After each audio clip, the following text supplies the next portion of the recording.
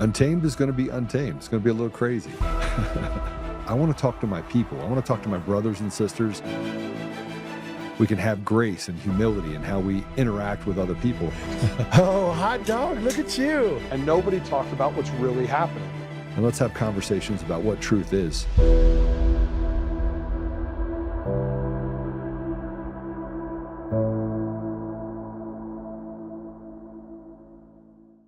How is one California county using cannabis and grainy satellite images to extort millions from homeowners? This is Doug and Corrine Thomas. They run an autism nonprofit, but are mostly retired. In 2021, they moved to Humboldt County after their home burned down in the LA County wildfires. And 6 days later, their dream property turned into a nightmare. The county sent a letter saying this barn was built without a permit and prior owners did use it for growing weed. So they had 10 days to demo the barn or face fines of $12,000 per day. And ignoring the letter would result in a $900,000 lien placed on their property, which could then be sold at a tax sale. But the Thomases were confused. Their home had a clean title. How is this possible? Well, Humboldt County is part of the Emerald Triangle. For decades, it's been a hotspot for OG growers. And after California went legal, the county wanted its cut. So they created an environmental response team to supposedly protect a sensitive ecosystem. In reality, it was used to weed out black market growers and incentivize them into the legal industry. They'd use old grainy satellite images to look for unpermitted development, like barns and greenhouses, grading, and even the removal of too many trees, because those things must mean you're growing weed. However, in Humboldt, people have developed property and lived off the land without permits for generations. But the county didn't care. They had a quota to meet, 50 permit violations a week. And because those were connected to cannabis, they became a Category 4 offense, which was actually 3 separate violations, meaning more money for the state. But new homeowners like the Thomases had no idea about any of this. Even though the county was required to report title violations, they hadn't for years. If people did challenge the penalties, the county took literally 4.5 years to even schedule a hearing. Now, most people would assume you could just get a permit and solve the problem. But the county said, nope. They want property owners to return the land to its original condition. For the Thomases, this meant $200,000 to remove the barn, which might not even be possible because it's surrounded by protected old-growth forest. The only way out of this ordeal?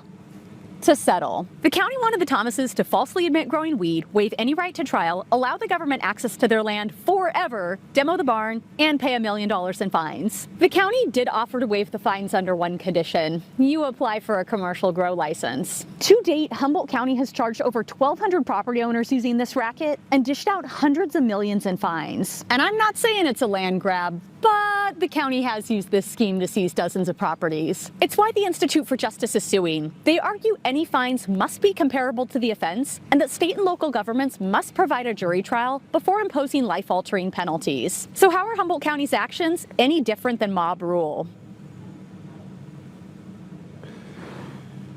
Today, we're going to talk with somebody in Pennsylvania, and I want to, the more and more I get into these things that we deal with every day, the more that I look at what's happened to Tina Peters inside the judiciary, or we start looking at what's happened to Phil Latham in Pennsylvania, which I'm trying right now to get the DOJ to, and I think that's how we got Michael, who will be with us here in a second. But we talk about what's happening in California, and these government agencies have treated the people like slaves. And I don't take those words lightly, because isn't that what we're dealing with? I mean, you have an entire county that is going there and saying, okay, they've lived off the grid and for generations, let's say. And you build buildings and do certain things, and somebody comes in and buys a property, and then as soon as you buy the property, they try to do something to be able to take the property from you, or to make it so difficult on you that you can't live. And this isn't the only time it's happened. This isn't the only time that a judiciary and a government has done this. It's just the first time in the history of the United States that it's become so pervasive that the average everyday person feels like they are helpless. It costs too much money to actually fight it in court. You'd spend $100,000, $200,000, $300,000, $500,000. You can't represent yourself. And every time we turn around, we look at a more deeply captured environment. in the United States. I mean, you're just not free. You have cameras on every corner. You have stolen elections that, frankly, are obvious. It's all you can talk about on X or everyone else, but you also have a DOJ that's so inept and so absolutely fundamentally broken that Pam Bondi can't get out of her own way because she's too busy getting facelifts and boob jobs. And I look at what President Trump is doing, and he put Mark Zuckerberg in this office that runs AI, so you're putting the people that have literally oppressed the American people, you're putting that guy that silenced and still continues to silence people on Facebook, you put him in charge with 2 other billionaires. And we're supposed to look at this and think that somewhere along the line we're getting a better 4 years than we got with Biden. We feel lost. We feel lost because the judiciary is so fundamentally broken that the only thing left is death. And so people are getting to that place where they're ready to fight for everything. And I'm sitting here saying that I'm running for governor, I'm doing these things, and then I look over my shoulder and I go, well, what difference does it make? I don't want to blackpill you. I just want to put you in a place where you understand that you have influencers that run out there that say you have to support Israel, other influencers that are out there that says Israel. We're bombing Iran, and we're going into Lebanon, taking property from them, and Gaza, man, we just stopped talking about them altogether. And while all of this stuff is happening, we totally forgot about the Lahaina fires in Hawaii and the fact that they've confiscated now almost 98% of that land. Remember, that's what it wasn't about. And then you're talking about what's happened in California, and the states are fundamentally broken, and the federal government is fundamentally broken. And we keep feeding it with more and more taxes, and our gas prices go up, and food is at an all-time high. We are in the precipice of collapse. And we pray that it doesn't happen, but what happens when it does happen? The government gets to come in and take even more meat off the bone. So the big billionaires end up on one side, and the government ends up the other, and everyone ends up working for the ant farm. And now you get it. That was always supposed to be the outcome. And as they steal our Second Amendment rights and steal our First Amendment, I mean, the Second Amendment's probably the most obvious. And they let foreigners come into our country, and they use dog whistles it's always a dog whistle. Ilhan Omar, I mean, you J.D. Vance, Ilhan Omar she committed fraud against our immigration policy. Well, no shit. You know what else is fraudulent? We didn't elect foreigners to represent us inside of Congress. We didn't do it. We didn't do it. We want representation inside of our communities. We're not these crazy wackos that sit out there and want to legalize abortion up until the point that the baby is born. We're not wackos that want to, have the state be the head for prostitution, or register with the state so you can have them be your pimp. We wouldn't let pedophiles run roughshod. We would have prosecuted Epstein and all of his people, regardless of where it led us. Normal people in society, Democrat or Republican, would have walked out and been like, yeah, shoot that guy. Epstein needs to be shot in the face.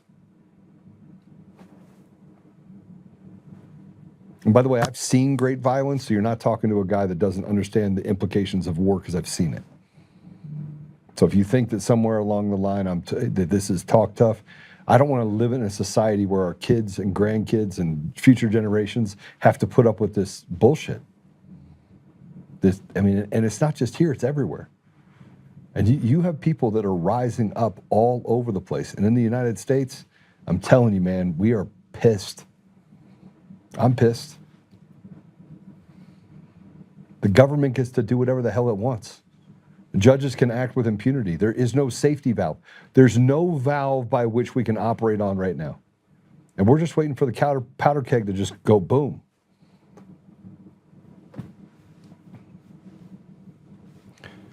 Our guest today is going to talk about the powder keg of boom. Not something you wanted to have on a Friday, right?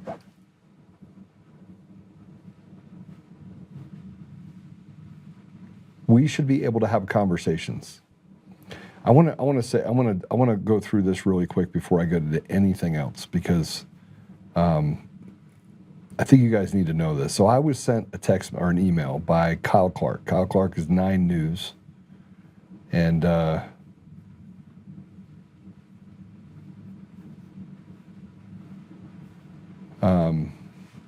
he asked me a simple question. So I'm gonna do this because, frankly, they're about to do a hit piece on me tonight in Colorado. His thing was this.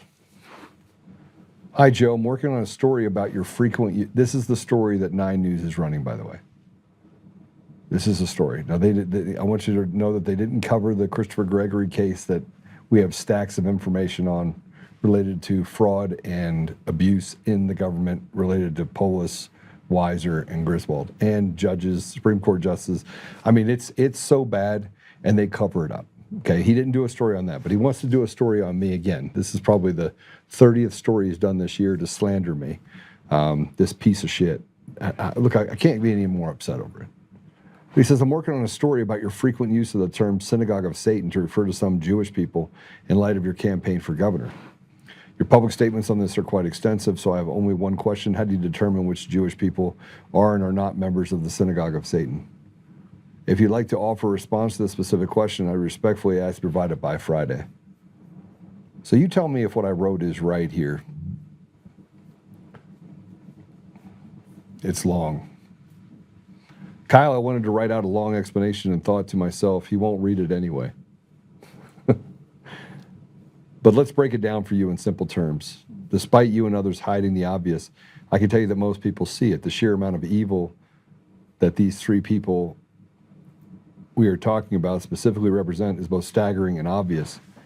They are faithless, godless, and quite literally evil. So my barometer is actually pretty simple. If what they have done and are doing deliberately designed to hurt the people of the state, are the things that they are doing and their actions resulting in covering up crimes, making victims in our community and serving evil. It's not subjective, it's academic and factual. What Polis, Weiser, and Griswold have done is demonstratively evil, and they did it together. Their lineage and their connections are equally obvious. It has resulted in the state facing an existential crisis that borders on collapse. This is not a Democrat, Independent, or Republican issue. It's a massive betrayal of the people, which anyone outside of the inner circle of these evil people can see clearly. Even those who have muled themselves into their ideological agenda find themselves questioning the intentions of these 3 and their henchmen. The problem is they were never elected. They were selected. And a society does not go off the rails historically if people have a seat at the table. This is historical, not theory. You can see history repeating itself going far back as the Akkadian Empire in 2100 BC or the Qin dynasty nearly 2,000 years later. It was largely what we face today, a legalistic, centralized, captured government which ignored the needs of the people. They overtaxed, legally punished, and lied to the people. The outcome was severe, and it did not end well for the betrayers. I would give you a history lesson on the stealing of the voice, stolen elections, corruption, and despair, but I feel it would land on deaf ears. So I will leave it at this. Stealing elections and representation is not a new phenomenon. It's as old as time. Technology is the gas of today, but the reality is liars and political traitors have been around since the beginning of time. You have lied over and over again about the elections in our state and across the country. I know you're not a stupid man, so I equally know you deliberately mislead the people based on your connected ideology. If you did not, you would call things out that these evil people have done and continue to do. But you do not, because you are incapable of being materially honest. When I use the term synagogue of Satan, I refer to the biblical context. Individuals who are faithless and godless, who serve evil intentions and equally evil outcomes that are directly hiding behind a specific heritage. That describes Jared Polis, Phil Weiser, and Jenna Griswold perfectly. They collectively stand together in their actions and behaviors and use propaganda, dog whistles, and rhetoric to cover up their obvious misdeeds collectively. I then researched, as many would, their backgrounds, what they are, who they associate with. It's not a secret they are an organized crime family of godless zealots who frankly have done awful things to people while dismissing it. This reflects poorly on my Jewish brothers and sisters. It creates animosity towards an entire group when really much of the Jewish population is held hostage by these diabolical people. You use the term anti-Semitic and racist while ignoring the elephant in the room, and that is the truth. I talk to my Jewish friends and family nearly every day, and they say something that is astonishing. Joe, we cannot speak out. It will get us fired. They will take away opportunity, not just from us, but from our children. This is what diabolical, evil, satanic people do. This is what Polis, Weiser, and Griswold have done. If you want to address the elephant in the room and you want to stop the hate against an entire group of people, separate the evil from the good and let the evil answer for what they are and what group they belong to. That is why I call them the synagogue of Satan. They are satanic, and yet they consider themselves a part of a group that does not want them any more than the general population.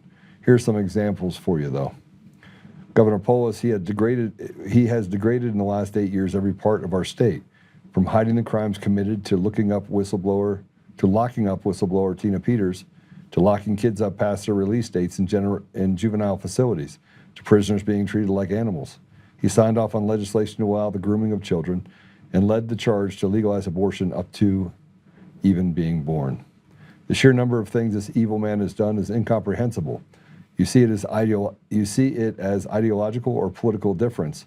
Tell that to the people who have been victimized. Phil Weiser, the Gregory whistleblower case is monumental. It includes the Colorado Supreme Court and many judges, many of which were appointed by Polis. The federal suit filed in October of 2025 alleged a hidden $3 million bribe in a cover-up via the fake contract is blatant. It's hard to watch him prosecute contractors for fraud while these allegations sit on his own doorstep. And I have not even begun to talk about the people he has attacked as personal favors. That will come out in the next couple of months. Jenna Griswold, I'm out of time. If you want more, I'm happy to write it all down. Until then, good luck on the hit piece. I am long past the dishonesty, much like saying I called for the death of political leaders, which I never did. You will find a way to be dishonest here. So I will go on the air and tell the large audience I have about what I have written here. You want more? Happy to sit down face to face and hash it out the last 6 years. I do not think it will rehabilitate your character, but who knows? With God, anything is possible. So that's what I wrote. And if that doesn't differentiate or show you why I call out these satanic people, these godless Jews that stand together in a fraternity, and are they the only ones? No. But you have to call groups out, or you risk the other groups. And I was at a basketball game with Garrett, and he's a Jewish Catholic. He's a mutt like me. And he said, I'm sitting down with my grandparents, and they're talking about the fact that we've done horrible things to the people of Gaza, the Palestinians. And he started by saying that, oh, this isn't true, and my grandparents are for the people of Gaza. And I'm thinking to myself, no, that's absolutely true. They're right. We should stand up for humanity no matter where it takes us. And we shouldn't be selective or selectively decide that we can justify the killing of women and children anywhere we want, just because we say that they're our enemy or because they have a bad leader. That's like going into a house and wiping out a family because the father went and committed a crime, and you're trying to get in there to... You have to set standards for what is the acceptable loss. And killing generations under the justification that, they tried to attack us, it's just not right. So here's a doctor and just to show you how pervasive this is across the world, in this grip, not by normal people in Israel. It's not a normal, the people of Israel, man, I'm telling you, if you don't know, you don't know. But a vast majority of the people in Israel don't want the wars that they've been thrust into. And they don't trust Bibi, and they don't trust the leadership, and they don't trust this cabal that does business with the Hamas and then says that they're our enemy, and comes to the United States and just takes as much as they possibly can while treating the American people, mostly Christians, like dogs. That's what people that are satanic do. And that's not what God-fearing Jews even do. Or even, let's talk about Muslims, same way. But go ahead, check this out. This is a doctor who's arrested for having an anti-Israel tweet in London. This is necessary for social media posts? This is for social media posts? It's for transport. It's for us. You're going in our van. You're not going in our police cell. we're going, and we're trying to do this as humanly. Trying to do this as humanly as possible. But this is what she actually posted. Let's put it up. Hezbollah announces the execution of 80 operations since this morning, the largest daily toll in its history, and death toll has risen to 20. It's a Merkava program. Plus, they force us out of our homes because we are not Jews. And quoting Israel Shahat, claiming Jewish law treats murder of Gentiles less severely than Jews. Police say the breaches are bail, no support for prescribed groups like Hezbollah's military wing, nor stirring racial hatred. She's been arrested 5 times for similar. In the body cam video, she argues it's just against murder. We should all be against murder. And here even more. We want to talk about how Bertie Macron from, the other part of France. Is it France? Yeah. In England? France. That's right. But came to the White House to talk about the First Amendment with Melania. Let's play this. I do know that I am the United States, a country that I love very much. And here, we are the country of free speech, but I think that liberty does have some rules. We have to be free, but adapt to certain codes. So I believe in these codes. Too many young people are suffering, and they do not tell us, but they send signals, very strong signals from young people and teenagers. So it's up to us to answer them. Let's answer them all together. Thank you very much. It's wonderful to be back. I find it funny that they used a male voice to talk about Macron. No. Free speech doesn't need a filter because the society takes care of it. And truth should have no harness. You shouldn't be afraid to tell the truth. But how many times, if you're listening, how many times are you afraid to tell the truth because of the outcome or the consequences of that truth? I've never been afraid to tell the truth. But when people attack, you had Mark Levine went after Joe Rogan and discredited everything about Joe Rogan, because that's what the left does, and that's what we've decided to adopt. We adopt the same strategy, same philosophy. And they're like, he really didn't do anything. He was a comedian, and he really didn't. He became an influencer, but he has no success. I mean, he's one of the most successful podcasters in the world. But he basically said that he's nothing but an anti-Semite. So anyone and everyone, it doesn't matter who you are. If you're a whistleblower, you've gone against the government structure, they feel like they should take everything from you, including your reputation. They can do whatever they want.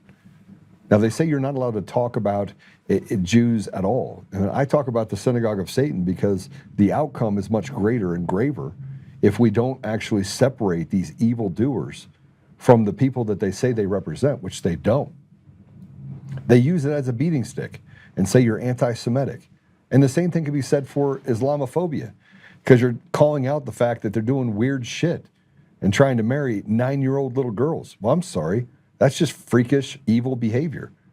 And so I'm not an Islamophobe. I just read the Surah, I read the Quran, and I know there's certain things in the Quran that you should run away from.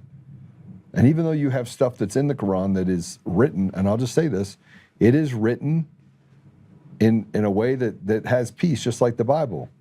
It also says that the more further you get into the Quran, that the stuff that happened before is irrelevant. So you have to stay with the new stuff, which is, kill the infidels. Which is why the craziness of what happens in Islam is not being done by scholars. It's being done by people, imams that are inside of mosques that are telling everyone we have to take over the world.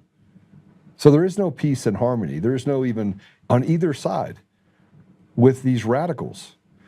And yet we see our lives being stolen by radicals every day. Well, they tell us you're not allowed to talk about the truth. You're not allowed to talk about elections. You're not allowed to talk about people getting their properties taken. You're not allowed to talk about judges that are being bad. You're not allowed to talk about people in government that are committing crimes. And by the way, given free passes. Obvious free passes.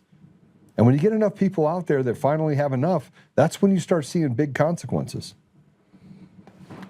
I want to show you something else. This is from a Houston public school board meeting.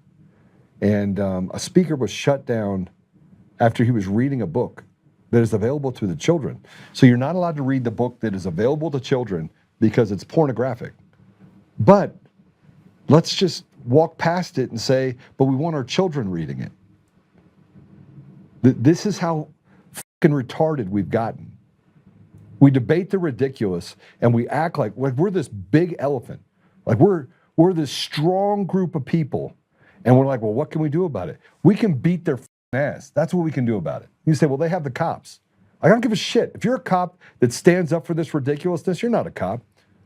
And the Constitution was written in such a way, I'm just going to say this, it was written in such a way that when the oppression becomes so overbearing and the people have no voice, you have a duty, not just a right, you have a duty to throw these assholes out. We know they're stealing elections. We know that they're stealing the sovereignty and the future for our children. And we sit around and we're like, yeah, but there's nothing we can do about it. Because you're a bunch of pussies. That's why. Play it. 2 on your agenda, which was book purchasing. Before you purchase new books, you need to get rid of the 500 filthy books that you have. I'm going to read one. If there's children in the audience, they need to leave. Ma'am, point of order, this is a public hearing. I understand that. You will not be allowed to read things that are not appropriate in public. Oh, not appropriate? Then why are they in your schools? Ma'am, this book you're missing your time.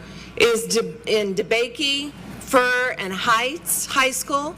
His was enormous. Absolutely not, ma'am. You are now out of order. This is your first warning. One more word and you will be removed. She wrapped her hand around his. She Absolutely across not. his broad This is your head, second tongue warning. Thank you, sliding miss. into the small slit. Officer, please If you escort don't like this it, woman remove from it the so the podium. children don't have access to it.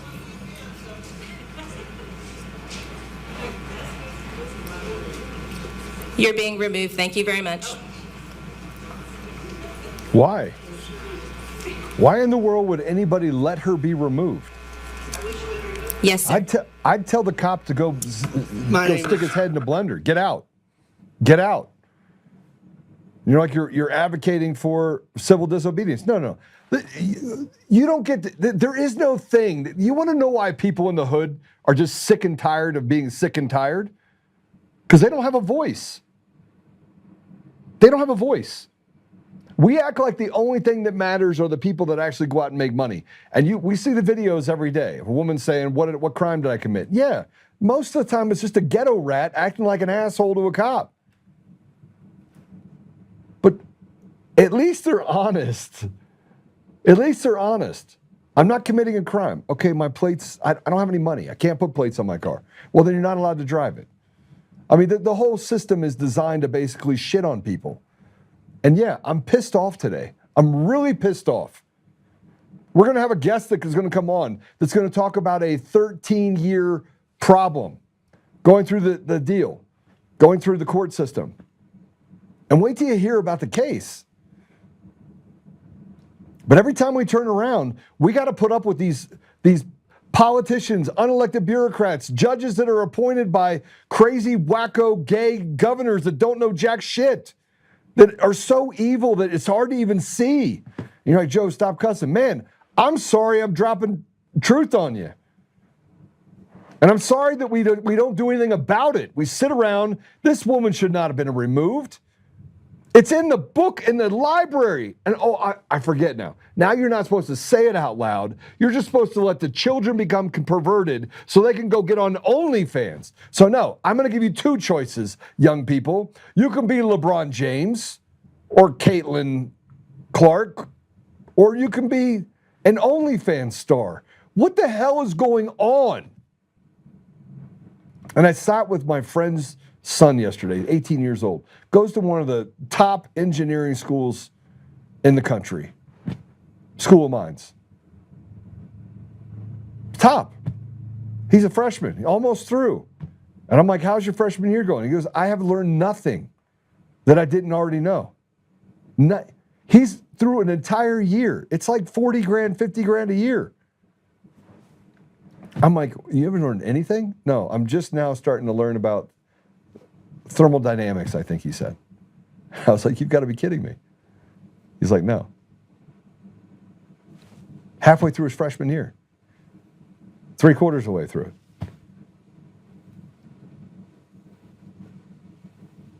And here's another one. So you can't, this woman, and this isn't just a problem that's happening over in, and look, I don't care what you think about Israel. If you support Israel, God bless you. If you don't support Israel, God bless you. I don't care. Because I don't have an election system in our own country. And when you tell me that we're overrepresented by a certain group of people, and those people do evil things that lead to the downfall of our entire state. I mean, Colorado is a raging mess. And every LGBTQ whatever and an office that's out there that says that they're advocating for people getting their children's penises cut off and all of this crazy stuff, and they're all run by Jewish people, I got a problem. And I don't mean Jewish meaning Jews. I mean Jewish people meaning really ridiculously evil people who want to keep you silenced. And when you want to, if you can't differentiate that, and we can't start holding people accountable for their bad behavior, then where are we? Where are we? This is not humanity. That's slavery. But you're not allowed to talk about it because the truth, man, you can't tell the truth. When I sit in here and I advocate for poor people, not poor people if they're white or poor people if they're black or poor people, just poor people, people that don't have opportunities, that live in deserts. And I talk about things that affect people that are getting murdered. They're getting murdered. And yet we let these pieces of shit back out on the street. You have children being raped, and they want to say that you can rape a child and you only get 6 months in jail.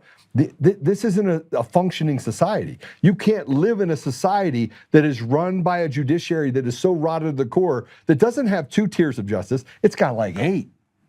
It's like a caste system. And if you're a good person, they're going to throw the book at you. And they're going to try everything they can to put this net out so they can take away your opportunity. You got this old couple in California that just want to retire and live their life. And they have people coming trying to take from them what's not theirs because that's how the system is designed. And let me tell you this is a commercial construction contract in Texas. This is actually a contract in Texas, and it says this in the contract. Play it. Did you know that every commercial construction contract in Texas has a document you have to sign legally binding you to not criticize Israel? What the fuck? It's right here. It has to be signed by anybody who's leasing out their building to a government agency, like a school or an office building. Also have to sign it for any government contracts, including accounting, agriculture, audit, consulting, engineering, legal, program development, real estate, any other professional service, asset management, brokerage, cash management, credit card, financial custodian, insurance, investment advisory, investment banking, proxy advisory, reporting, securities lending, trustee or trust, any other services related to financial products. You'll get put on a list, dude. Look, here's a little list of Israel boycotters right here on the contract. Ben & Jerry's? Leave the ice cream out of that.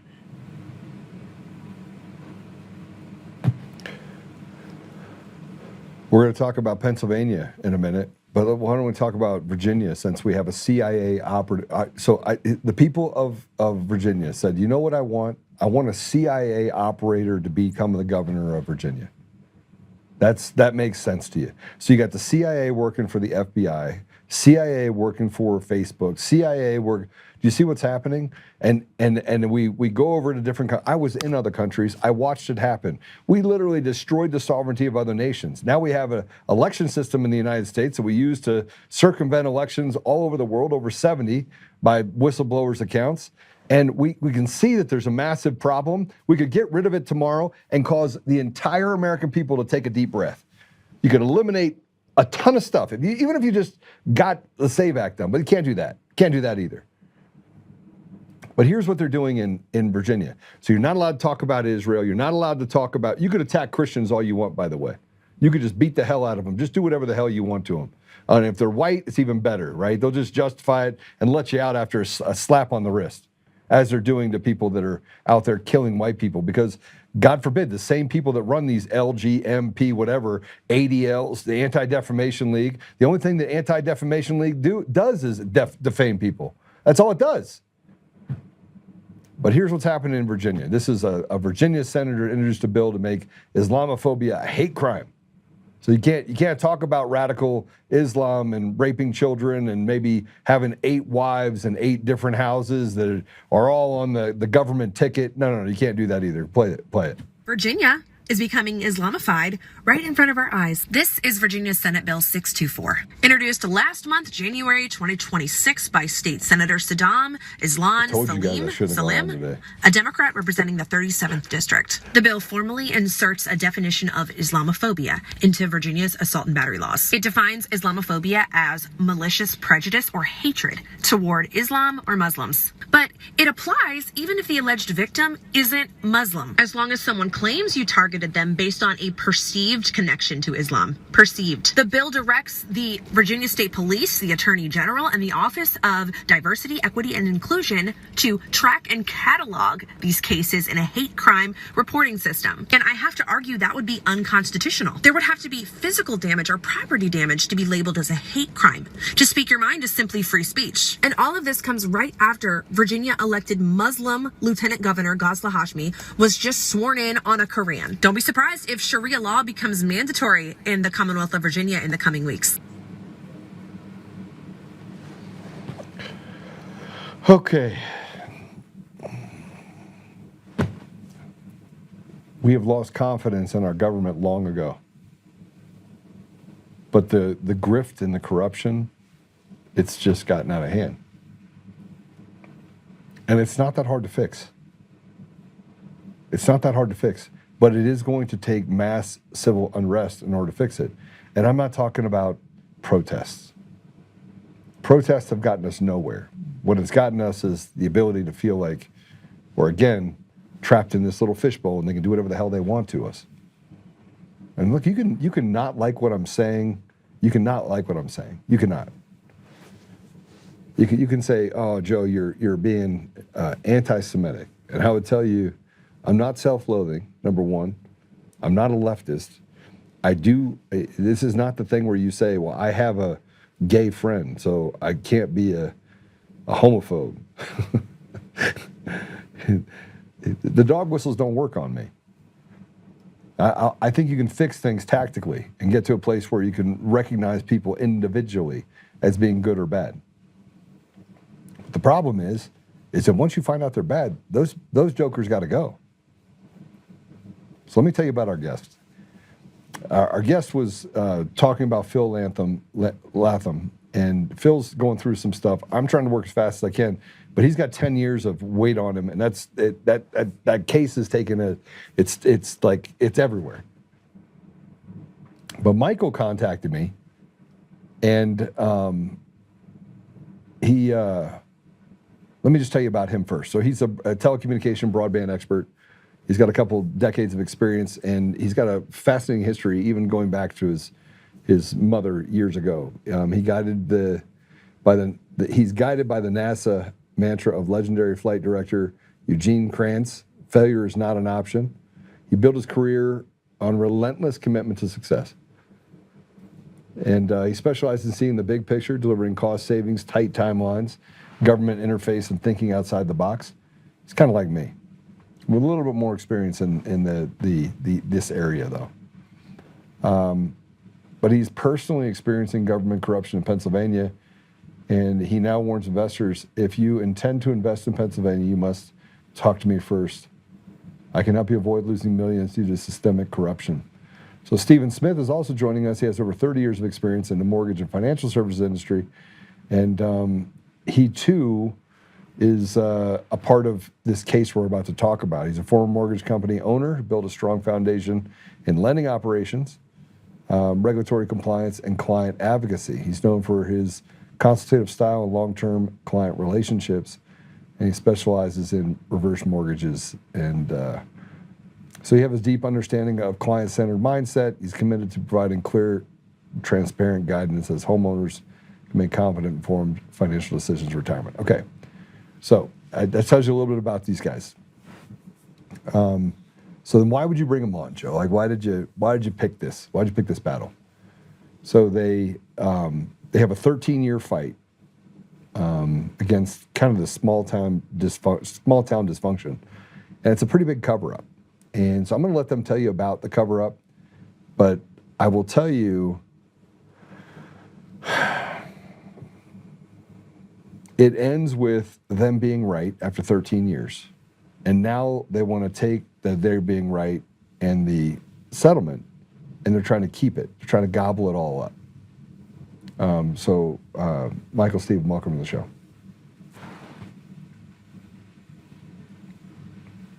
You guys are on mute, so you have to unmute for me. You're still muted. Hit the little button. Come on, you guys are killing me. You're technologists. This even makes it worse. There we go. How's that? There you go. Got it. Hey, first of all, Joe, I'd like to thank you and my Lord and Savior Jesus Christ for giving us this opportunity to tell the truth of what really has happened here. Yeah. And personally, Steve's trying to get the unmute there. I'm the tech guy. Yeah. But we're gonna have to send Steve a carrier pigeon. I would like to personally thank Steve and his wife, because if it wasn't for Steve and his wife, I would have never survived these 13 years. So, we can go from there. I think if Steve looks, he's probably pressing the button too fast, but that's okay. Go get it. Okay, so as soon as you can talk, Steve, as soon as you feel like you've gotten it, we'll hear you. Tell us about the story. Take us back 13 years. How did it start? All right. Give me the Reader's Digest version the way you gave it to me when we were on the phone. You got it. In 2010, my oldest daughter, my stepdaughter, technically, she was graduating high school.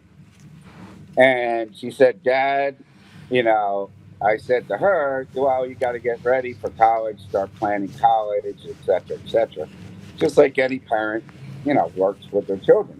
Yeah. And she said to me, Dad, there's no jobs up here that I need a college education for unless I want to become a doctor or a lawyer. And she didn't want to become either one of those. So I said, let me take a look and see what's going on around here. And I did. I researched what's happening in the area, what the industries are, what the layout of the land is, and what's possible, what's not possible. So I have worked all over the world with large-scale computer systems. For example, in the 80s, I worked with a gentleman known as Dr. Joseph Jaglowski, who's in the who's who of the FAA, and we worked on the TCAS system and the ground control system for all of the FAA airports and the air traffic control. And I sat down and I looked with that background, what would fit up here with my background and what I can do. And it came to, at that time in history, going back 15 years, 16 years now, almost in May, that the internet was really starting to explode, wide area networks from my day, but the internet was really starting to explode. E-manufacturing was coming online, and people were talking about cell phones and LTE and different types of telecommunications. Yeah, now we're 5G. Well, here's the interesting thing, Joe. We were working at that time as part of this project with a company called Proxim Wireless. And Proxim Wireless at that time, 15 years ago, well, it would have been 13 years ago, at that time had a bench model of 5G technology. And we were going to prototype it up here and tweak it up here. Okay. Before they put it out on the international market. So it's like a mesh network, or are you trying to do what? Well, it was combination of tower to tower mesh networks. We even talked to some people who worked with the POTS lines, plain old telephone lines, the copper lines, that could tie into local. I'm going to call it Wi-Fi, but local Wi-Fi, and you could beam your signal through the copper lines to the fiber optic lines back to a main trunk line. Now, the big problem here when we started was in Wayne County. Wayne County, Pennsylvania is in the northernmost corner of Pennsylvania. Yeah. And in order to do this kind of broadband and, working with that type of situation, you have to have what they call an OC 192 line, all right, which is a 100 gigabit per pair line that might have 100 pairs in it. So you need a serious backbone. This is DoD level. This is stuff that goes coast to coast, carrying all the traffic, that kind of stuff. And we got with Verizon, and we got Verizon to talk to us that there is an OC 192 line in the area, and that we would be able to tap into. And, it wasn't that simple, but it could happen. And that would have brought hundreds, if not thousands, of jobs to this area, because as part of what we were doing for Wayne County, we were working with WEDCO, which is the Wayne Economic Development Corporation, and a subdivision of theirs that does Workforce Wayne, which did, training for computers. In other words, they train rural America. And when I say we're rural America, Wayne County is probably the 6th largest county by size, but it only has somewhere between 27 and 50,000 people full-time here. So you can get 27,000 people in a 5 square block area in Philadelphia, all right? So we're very spread out, and we were going to create a situation where the people of Wayne County could be a remote workforce to the city of New York City. That's the project that, in a nutshell, sort of. There's a lot more about data storage and offshoring for banks and offshoring. Okay, let's just simplify it down to this. So you got involved in this project, and you had a partner. Correct. And that partner. Okay, you're here. So bring him in. So how are you, Joe? I'm really good. Good. Sorry, the carrier pigeon got to you, and we got the mic fixed. He did. He dropped me a line. Yeah. Thank you. So you have a breach of contract. So then through all this deal, you had another builder that was involved in this, correct? No, not that. No, that's getting a little. What happened was we were the developers that worked with DCED. How I became in contact with Steve, I knew Steve prior to all this, but I came to him as he's the finance guy to finance the project. To build, what we had to do was build a telecommunications hub with the fiber optics that we were working with Verizon. And, that's a very specialized building. And the program that we ended up working with the Commonwealth of Pennsylvania was called DCED, which stands for Pennsylvania Department of Community and Economic Development. And that was a grant from the Commonwealth of Pennsylvania to rebuild a downtown Main Street building into a telecommunications hub. And the grant required it required a 2-to-1 matching financing. Steve, the finance guy, and he could talk to you all about how that came about. Right. I mean, it was a 2-to-1 financing, so we gathered a bunch of small investors, pretty much, a lot of family and friends and whatever, and raised some capital, and then took mortgage loans on the property as well. All right, how much capital did you raise? Not much, because the building was only $165,000 to purchase. So, it was basically a startup. We only raised about $150,000, and then took loans for the rest. And then, everyone was really excited in the community. Even Senator Baker came and looked at the project. You know, it was like, yeah, we got to get these guys some money. You know, let's get this done. This could be very good for Wayne County and Pike County, because we were going to do Pike County as well. So everyone was fairly excited in the beginning, and then I don't know, it just turned into a nightmare. Okay, so let's put up this article if we can. Put us all three on here.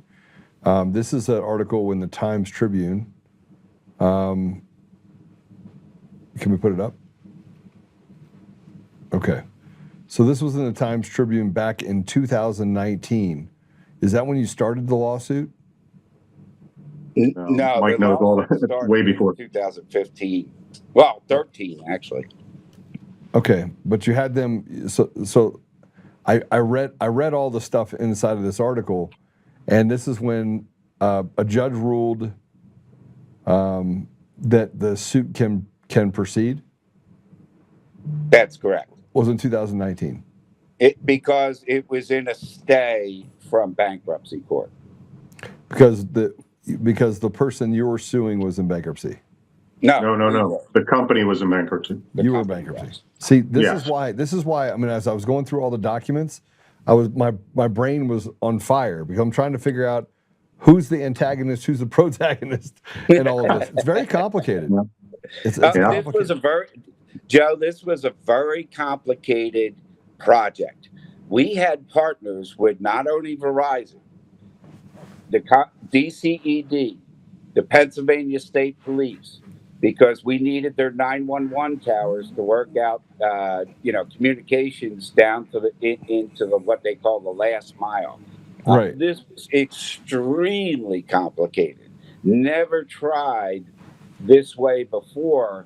But Verizon truly believed that we, through Proxim Wireless, had the technology to make this happen. We had the right plan, is what it came down to. And then they've been trying ever since to do what we were going to do, and actually using Mike's plans, so sort of an infringement there. And they've spent, from what I hear, almost $10 million trying to do it, and they still don't have it up and running. And that's government money, I'm sure. Okay, so they took your project, bankrupted it, and this had a lot to do with the city itself. Yes. Borough of Honesdale. Borough of Honesdale, yeah. So they sabotaged it because they didn't turn in paperwork, right? That's where it all started. Correct. And the bank we were dealing with, in order to take any withdrawals of the line of credits we were using to fix up the building, it had to be approved by the Borough of Honesdale before they would release the funds.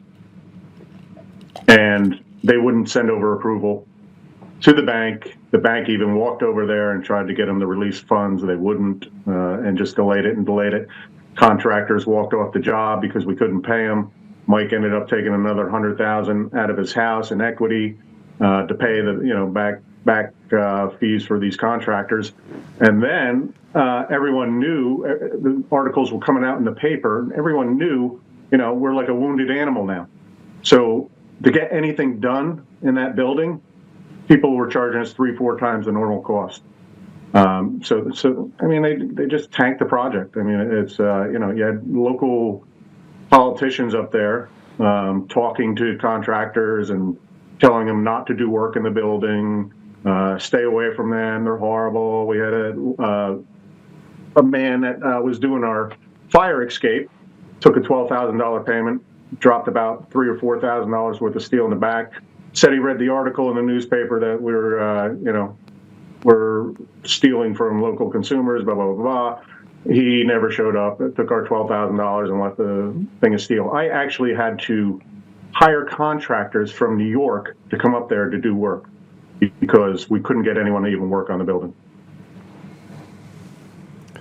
Nuts. Okay, so it sounds like a dispute. You're in a dispute though with the town. Yeah, we had a suit against the Borough of Honesdale. Mm-hmm. So, but you sued them in 2015. It took 4 years for you to get the green light because of the bankruptcy that they forced you into. Right. Okay. So I think I got all this straight. Now I'm on the straight and narrow. This goes through all the documentation that I have that Mike sent to me. Okay. Okay. So Mike takes out an extra $100,000 to try and keep the contract afloat. People are doing all sorts of stuff to sabotage it, probably at the behest of somebody at the borough, right? Yes, sir. Did you ever identify who that person is? Yeah, but in fear of getting in more trouble with that borough, I'd rather not say. Okay, so we're not allowed to talk about the truth. We just talked about this before. Not allowed to talk about the truth because the truth wants to get you in more trouble because then they'll come after you and do more to you. Well, it's kind of why I said to Patrick about, and you and I spoke on the phone about it, and an email about getting the DOJ involved in looking into an investigation in here because it is escalated beyond human comprehension. Right. And Joe, you know the players. I mean, it's the same group of players that you dealt with your prior story with the gentleman from Pennsylvania. So, I mean, put it together and look into that, you know? Exactly. Yeah, same people. Yeah. Oh, wow. Okay. So, exact. But this went on for 13 years. In the 13 years, they tried to steal your project and do it themselves. They don't have the expertise to do it, right? Right. So I heard Verizon canceled them too, or said they won't deal with them because they don't know what the heck they're doing. Yeah, Verizon actually said they will not ever deal with these people up here. Okay. So you have to have a couple people that are the problems behind all this. But you also have to have judges that are complicit in this behavior. Absolutely.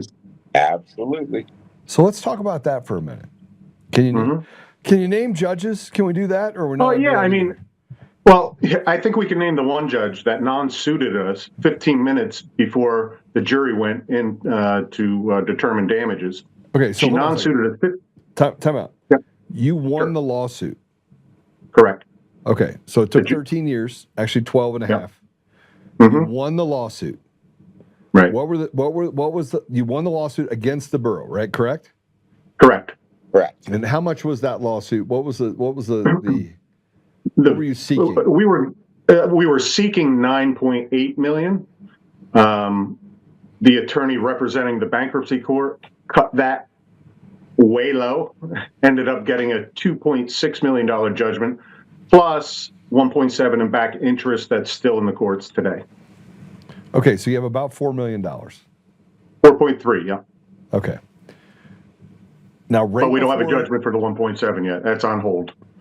But right before you were getting ready to go to the jury, 15 minutes before, they took the two of you who were in the suit and took you off the lawsuit 15 minutes before. Correct. Correct. All right. Who asked her to do that, or did she do this sua sponte? No, the defense counsel for the borough of Honesdale asked her to do it, but it seemed like everyone was pretty complicit with it. Every attorney in that room. Can I explain something, Joe, with that whole thing? We were non-suited because we had no personal damages under a breach of contract. But the judge sitting there, when I was on the stand testifying, heard me say I took $100,000 extra equity out of my home to make sure the contractors got paid because Honesdale wasn't doing its job. Okay. I did not invest an extra $100,000 into the project. I had to act on an emergency situation because the contractors were suing not only the company, but Steve and I personally. And Mike literally took out a $150,000 credit line in the beginning too against this house. So I mean, and you know he's still being threatened of foreclosure on that. So it's you know threats. Do what we say, obey, or you know sign the papers. Yeah, sign or we'll take your house. Sign or this. You know. So the 2.7 million, the 2.6 million, excuse me, should have gone to the two of you, because the company is defunct, so it should have paid those debts, and what was left should have been given to the two of you, correct? Two of us, or the investors who were paying interest. Right. I mean, but the investors would get their money because obviously you would take that money would come to you and you would disperse it back to the people that lost that money. Correct? Right. Correct. And Correct. Joe, I want to say there's an angle here that we have no proof of. I'm going to say we have no proof of, and it's speculation. But understand, without Steve and me on the judgment, we're not on the judgment either. See, Steve and I are not in bankruptcy. Therefore, we could have pursued the judgment independently of the bankruptcy court. And we would have got it. Easy. So this was all done undercover. I mean, they basically just screwing people. Yeah, right? In plain daylight. Yeah. It was done in open court. But yeah, I mean, it's, it's Now, disgusting how they operate up there. It really is. That would be a constitutional issue, because I do see that in 2014, you tried to take it to federal court. So now you could remand this to federal court based on the constitutional issue of due process, right? And so is your lawyer talking about that now or no? Or No, you know what? We've spent over $185,000 in a lawyer so far.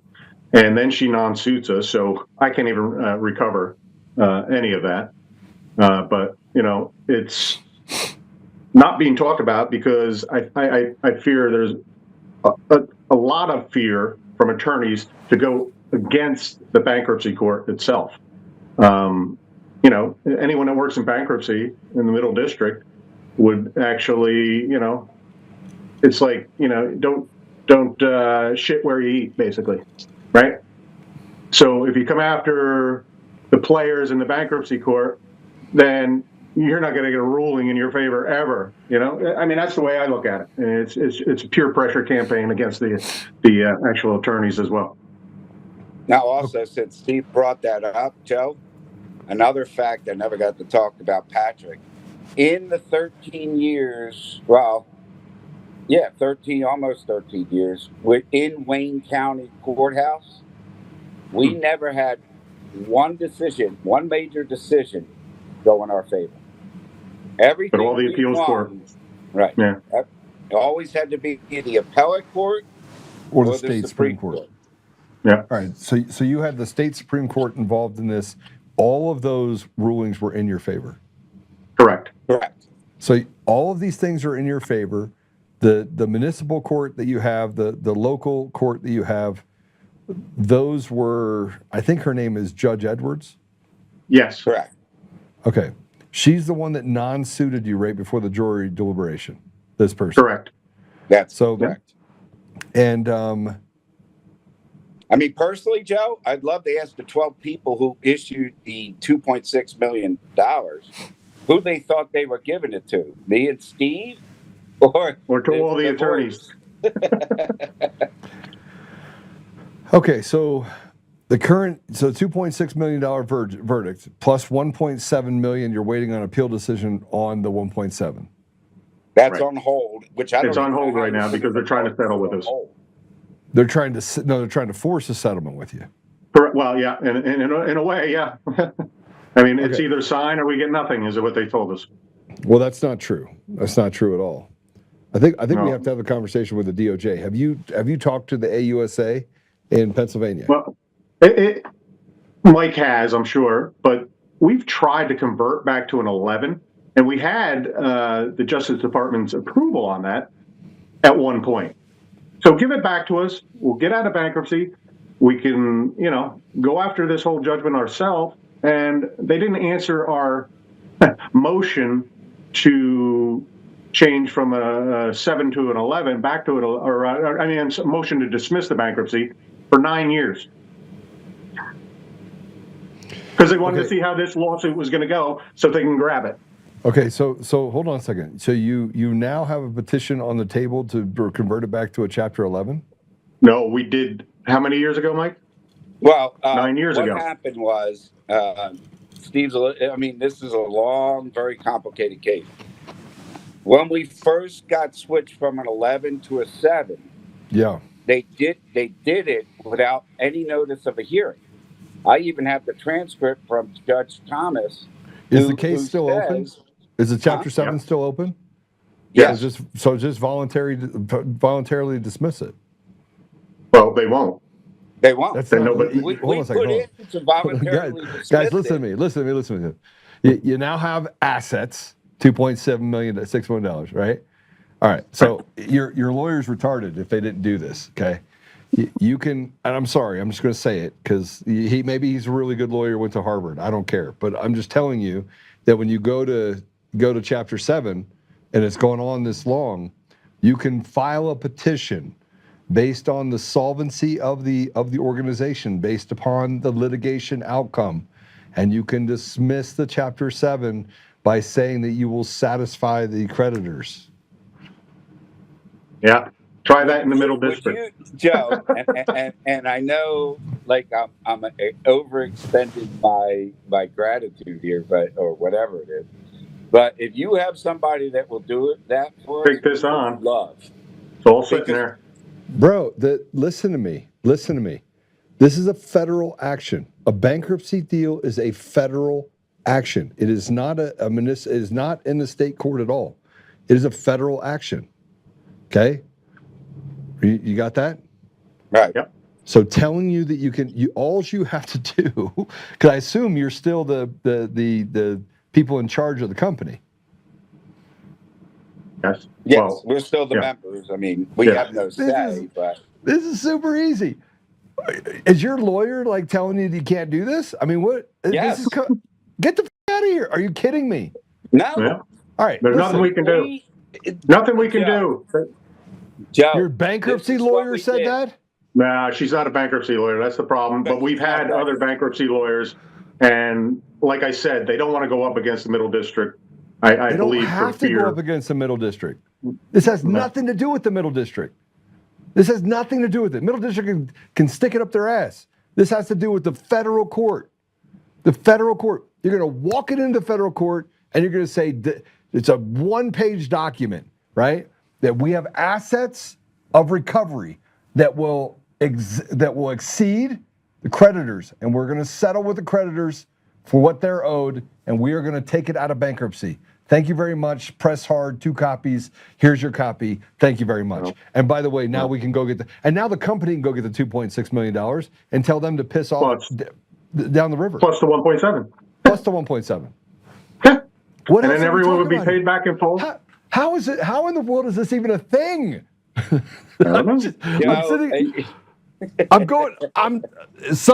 Somebody in the comments, get me your attorney in. Now, I did have, with the Phil Latham deal, I had trouble finding any lawyer within like 100 miles that even wanted anything to do it. They didn't. Yeah. They literally said that if there was a Bermuda Triangle, that's it. Like, that's the place you don't go. Seriously. That's the same problem we have. Okay, so you have 2 things. We're working this problem. We're going to get this all done for you. First of all, get it done. The Chapter 7 is still in process because there's some things. That's why they're pushing hard to get you to settle. Just so you know. Yeah. Right. Yes. They know that the second you get in front of the bankruptcy court, and by the way, who's the trustee? Robert Shields. All right. Here's what we're going to do. We're going to call Robert Shields off the air and have a little fun with him, right? Good. And I'm going to be like, listen, retard. They got a judgment for $2.6 million. They are still the executors of this company. That how much is the debt? How much is the debt? $21,000 in bank. Wow, legitimate debt. Yeah, legitimate debt. I mean, everyone plus is the shareholders. removed. Plus the shareholders. Right, we have to pay that. Shareholders. Okay. We have a question. Plus the bank is owed some money. Okay. But maybe it's $300,000 to the bank. Okay, listen. 320. Even if it took interest over the last 13 years, it's 400, 450, whatever. It doesn't matter, right? Whatever. Yeah. Right. Right. All right. Who's the 21 grand owed to? That's some we object to, others. Go ahead, Mike. Sorry. Like the electric company, the insurance company, other things that went down the tubes when the building went down the tubes. All right. So here's your problem. You're actually trying to fight the forest fire that doesn't exist, while actually not fighting the forest fire that does exist. And it's really simple. Okay. I'm gonna slow this down. Hey, give me some crayons, guys. I'm gonna start eating crayons so I can tell these guys. The bankruptcy is a voluntary process. It's a voluntary process. If you have a $2.6 million deal for the organization, it's a voluntary process. In other words, you're not forced into bankruptcy, right? You decided you had to sign on the little paper to bankrupt the company. Yeah. That was for the 13. 11. All right. Or 11, sorry, yeah. All right. And we tried to remove from the 11, and they would not allow us. Are you in 11 now? No. No, we're in a 7. Okay. So that's the issue. They forced us into a 7 with no hearing. They had a hearing, but we weren't there. Okay, listen to me. It doesn't matter if it's in a 7. It has not been closed. No. And it can't be closed because you have a $2.6 million judgment with $1.7 million on the hook as well. Right, but they want to settle it for 1.2. They can stick it up their ass. They don't get to decide that. Listen to me. That's not what we're being told. $21,000 and you have no. That's because you haven't played hardball with these guys. Okay, they don't control the federal court, right? They do not control the federal court. I'm telling you, I'm gonna get on a plane. I swear to you, I'm coming out there. I will buy you dinner, Joe. Huh? Let me know when you're coming. I'll pick you up. All right, listen. We go meet with these guys and we're like, listen, I don't give a shit what you guys say about the Chapter 7. We're not doing it. We have a thing against a municipality that can't go bankrupt, and they owe $2.6 million. I don't care if they pay in pennies. They're going to give us. If they did, it'd be more because a penny's actually worth 3 cents. But I mean, so if I don't care if they pay in pennies. We're going to dismiss the bankruptcy. We're done with it. We're going to reaffirm the debt of the 21 grand. We're going to pay it. The $300,000, Mr. Banker, we're going to pay your 300 grand plus whatever the interest rate is over the last 13 years. Then we're going to settle for you for 450. Sign this document right here. I got 450 going here. I got 21,000 plus some bills here. That goes there. What are you bankrupting? There's no bankrupting it. I have an asset that's worth more than the bankruptcy. Now, Mr. and Mrs. Jones over here, a part of this borough, go f*** off. We're going to take that money. You're going to pay us the 1.7. You're going to pay us the 2.6, and we're going to move on. I like Sounds it. good to me. The problem is they put obstacles in front of you and said, you must do this, you must do that. Right. And they are deathly afraid of a guy like me coming in the middle saying, wait a minute, the bankruptcy? We need to call the trustee. Can we phone a friend? Let's call the trustee while we're on the show. That would be great, wouldn't it? Yeah. He's gone. It's after 5. No, he would retaliate against me, Joe. I'm the only one local, and I have to tell you and tell your audience, we have already received threats and death threats to my family and my children. All right, and you can check that with AT&T security. That's not a joke. Okay, I think we're uncovering there's a bigger issue here, right? First of all, I hope you have a gun. If you don't, go to DCF Guns. I'll bring one out for you. Right? I'm a Type 7 FFL. Oh, okay. Well, then just tell them. He's got a tank. Just tell them to make peace with God first. Then, when they come on over, say, "How big a boy are you?" I just want to make sure that I have the plastic for you, just so I can, put you in it. Well, I have the gold coins like John does. All right, listen. I know that you're probably saying to yourself, Joe, we've tried this. No, you haven't. A bankruptcy is voluntary. Once you have an asset that exceeds the amount of the bankruptcy, and it's a collectible debt, it's a collectible instrument, which against the municipality, all you have to do is tap them, right? Tap, tap, period. They have to pay it. Then you can say, I am dissolving the bankruptcy and I am going to reaffirm the debt. End stop. The question's over. Give me the $2.6 million. I'm still the CEO, Mr. and Mrs. Smirkface, and we're going to go ahead and collect the 2.6 from you plus the 1.7. Thank you, Daddy. Can I have another? What else? I mean, it's funny. Not one attorney up here has told us that. It's funny. Exactly. Not even the bankruptcy attorneys. Yeah. Hey, not one bankruptcy attorney has ever told us that. Not even the U.S. trustee in the Washington office has told us that. But listen to me. I'm not telling. Look, Google me.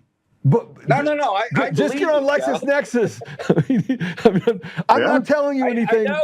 I know you're telling me the truth. Yes. But every time we've asked the question.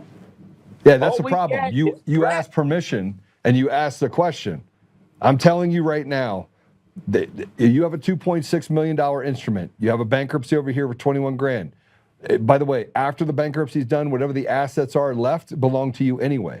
So the $2.6 million, even if they did pull you out of it, you're still officers of that company, correct? Right. But the trustee's trying to pay the attorney a third of the recovery. They're not allowed to do that.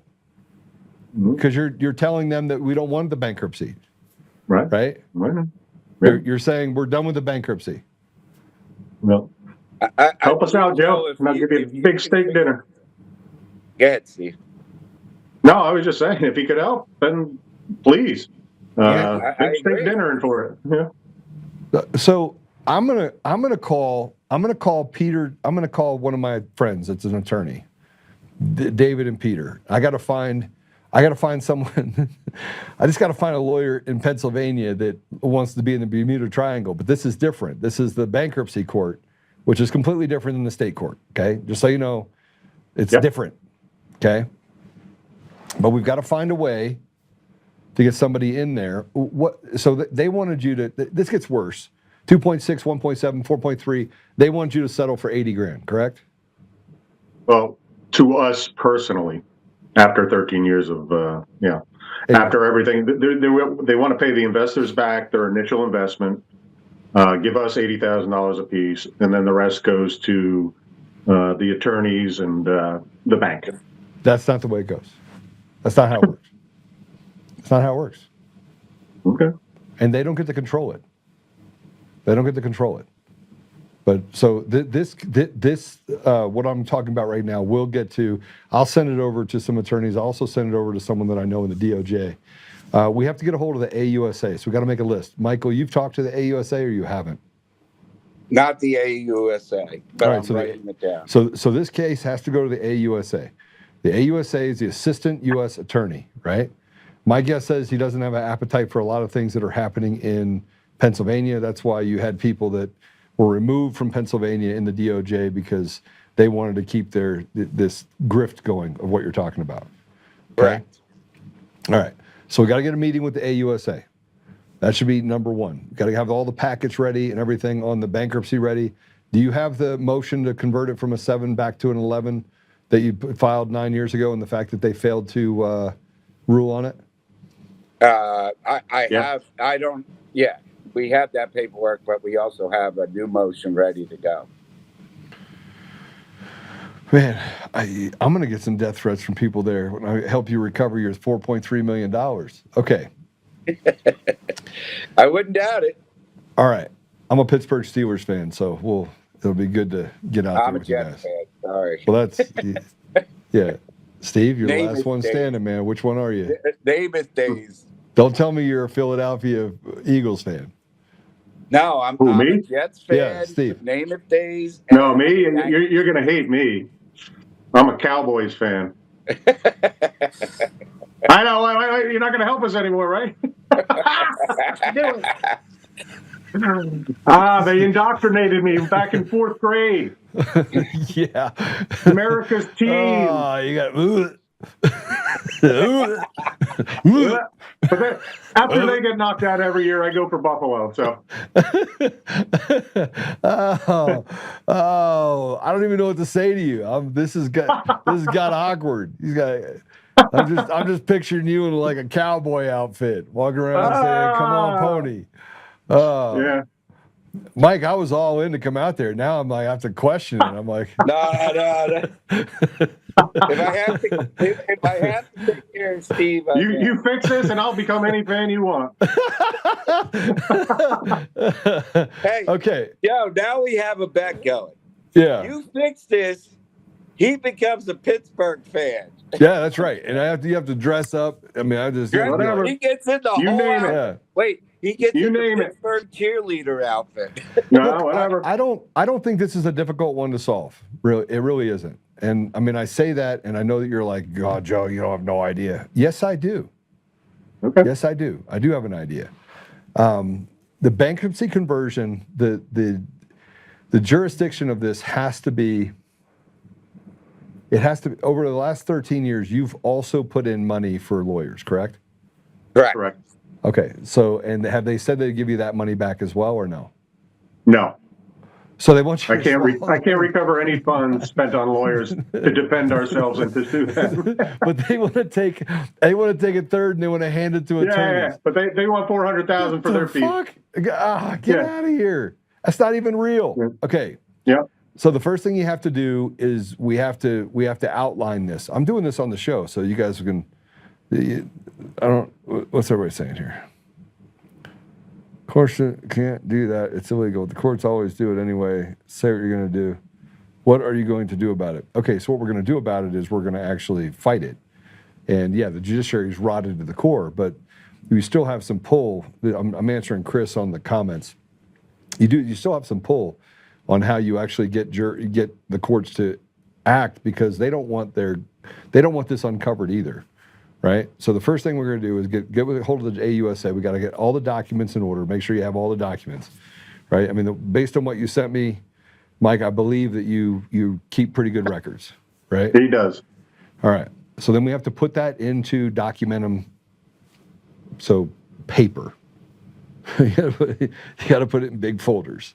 Right. And we walk it down there. Beep, bop, bop. That's probably a lot of paper, by the way. A lot of trees we're going to have to kill. You walk the paper. Beep, bop, bop, bop, bop down there. We make sure we file the deal. You should do this immediately tomorrow to reaffirm the debt and to dismiss the Chapter 7 bankruptcy. That will literally open up heaven's door, because at that point, that'll allow you to have the conversation outside the trustee. You're dismissing the trustee. You're telling the trustee to f*** off, right? Sorry, I'm cussing a lot today. You guys are going to have to get mad at me, but I'm kind of like pissed. Okay, so I have a pretty good idea of how we can do this. And yes, you'll win. I think you can get your money. I mean, based on what you're telling me, I'm telling you that, and the fact that you're getting death threats, keep a recorder on your phone. Oh, it was reported to AT&T Security. They traced it down. Oh, did they? Aren't you wearing a body cam too, Mike? What's that? Are you still wearing your body cam? Body cam and body armor. Yeah. All right. So okay. All right. Well, I don't feel so bad about this now that I understand it. So the key to it is dismissing the bankruptcy, and they want to settle this before you do that, before you figure that out. Correct. Right. So now, they're forcing us, pushing us. And I'll talk to Steve off the air about this one, but what's even worse is we actually hired a law firm to do exactly that, and they screwed us. Yeah. Did absolutely nothing. To dismiss the Chapter 7, right? Correct. To put a motion in to come from a 7 back to an 11. And they're all like, no, that can't be done. That'll never get done. Just Great. You don't need to do that. It's really simple. You don't need to do that. You're dismissing the bankruptcy and reaffirming the debt. Next. You got to settle an asset that exceeds the bankruptcy. The bankruptcy court doesn't get to claw back on you. That's not how it works. You dismiss it, you reaffirm the debt. It is supposed to be a court that allows for you to absolve liability. That's why you have bankruptcy courts, right? Right. You're it's saying, a court of equity, supposedly. Yeah. So you're reaffirming the debt, and you're putting yourself back in a position in the driver's seat. And then you say, give me the $2.6 million. You go down there and you collect the $2.6 million plus the 1.7, 4.3. It's super easy. And it doesn't matter to you if you have 100,000 extra here and 100,000 there. You're going to be so far ahead in this deal. I'll send you my bill too. Absolutely. Get on there. You can be a creditor. But my point is that this isn't a very difficult problem. It's just difficult when you're in the forest. You've been doing this for 13 years. So you don't know what you don't know. The bankruptcy can't be absolved because of the fact that, and the trustee, by the way, has probably been a trustee for a long time. This is the same thing, by the way, that Phil Latham has in his case. Very, very shady stuff happening related to the trustee and the bankruptcy and the previous legal issues that he had. Right. Okay. It's a den, Joe. It's a den of iniquity up here, and I come from Philadelphia. All right, so and people in Philly are saints compared to the people up here. Okay, let's do this.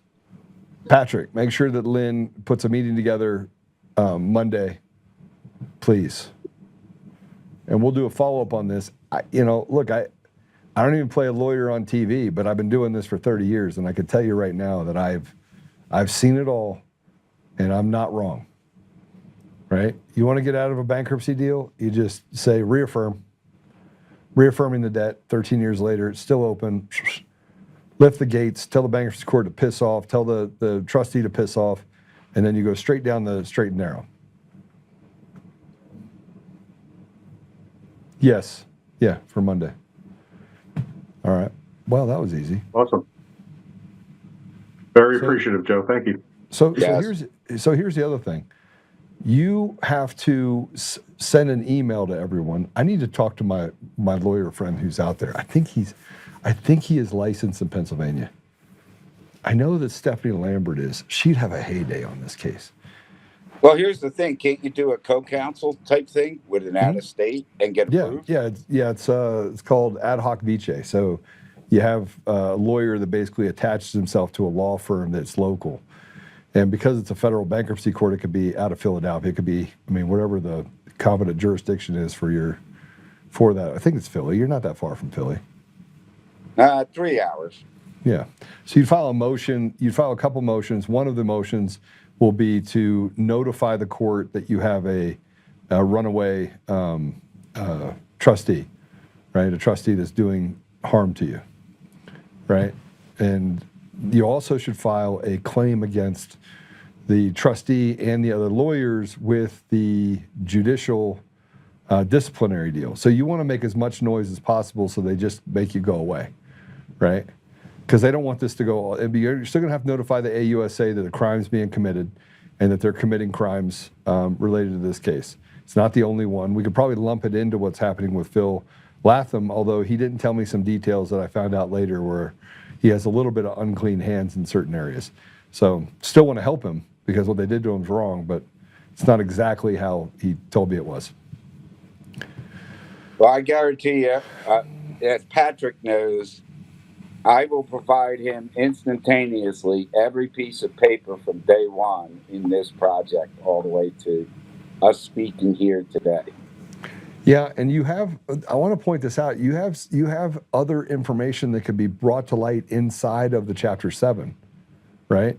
Right. You have a letter, this community planner, Cindy, that called Honesdale's actions negligent. The fact that they're still trying 13 years later and they spent $10 million to actually get this across the board could be another course of action for that you could have. And since it's in bankruptcy and since it's ongoing litigation, you could sue them more for conspiracy, right? Because they're actually trying to do what they stopped you from doing. Well, here's the other piece in that negligent email from Cindy. I think the date of that is in 2013. If they would have stopped then, we might have had a chance. Yeah. Absolutely. Yeah. Closing my sense of the Harrisburg folks. I will lay out once we hear from Scott from the state on the second invoice. And this is a city planner. Does she work for them? No, she retired. Okay. She'd be a great witness for the AUSA, right? Sure. Well, she came to our trial and she testified, so all her comments are on record. All right.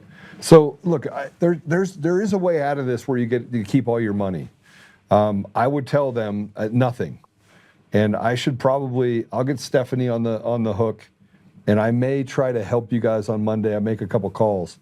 I'll make a couple calls from here because I think, is Pennsylvania yeah, we'll talk about this offline. Okay. I'll make a couple calls. I'll have you guys on the call. We'll call the trustee. We'll go through some documentation that we have to get for making sure that he is on notice. In other words, you have to say that, yes, Joe can help me in this case. Look, right. I have lots of businesses, lots of them. I've been sued a few times too. So you can't have a business without being sued. I'm going to tell you right now, it's not possible. So somebody tells me I haven't been sued in 30 years, I'm like, oh yeah. No, then you're not doing business. Yeah, you're not doing business. Walmart gets sued 1,000 times a day on the average. 1,000 times a day. Yeah. Crazy. All right. All right. You can buy body armor at my place. Somebody's asking where they can buy body armor. I got level 5. Well, listen, I feel a little differently about this. I was all about let's just expose it. Now that I'm sitting here talking to you, let's just get you your money back. Well, I think you need to expose it too, Joe, and I'll tell you why. My partner, Steve, like I said earlier in the show, if Steve wasn't on, I thank you, Steve, and your wife. Yeah, I heard you. Thank you. Mm-hmm. Yeah, But, I mean, Steve came to me when we won this, all right, when we got the judgment. And he said, Mike, let's turn some of this money back into a fund to help the people in Wayne County get away from these people or expose them. People in our same position that can't afford, because the legal system is really meant for wealthy people. If you can't afford to defend yourself, you're going to lose every time. No question. It's as simple as that. I mean, they bleed you to death until you give up and throw your hands up and lay down. And that's the way it is in Wayne County. I'm sure there's hundreds of people up there that have been screwed. But and there's another reason when we talk Monday, I'll tell you why all this is going on. My opinion. All right, listen. We have to separate the noise from the facts. In this case, I know Steve is like, yeah, I'll believe it when I see it. But I'm going to tell you something, Steve. I'm telling you right now, the federal court is not the middle district, whatever it is. It's not the same. Mm-hmm. And if you have to move it to a more competent jurisdiction and claim the fraud based upon a repetitive action, you can use Phil Latham as an example, then that's what we do. You have to be willing. It's the last yard.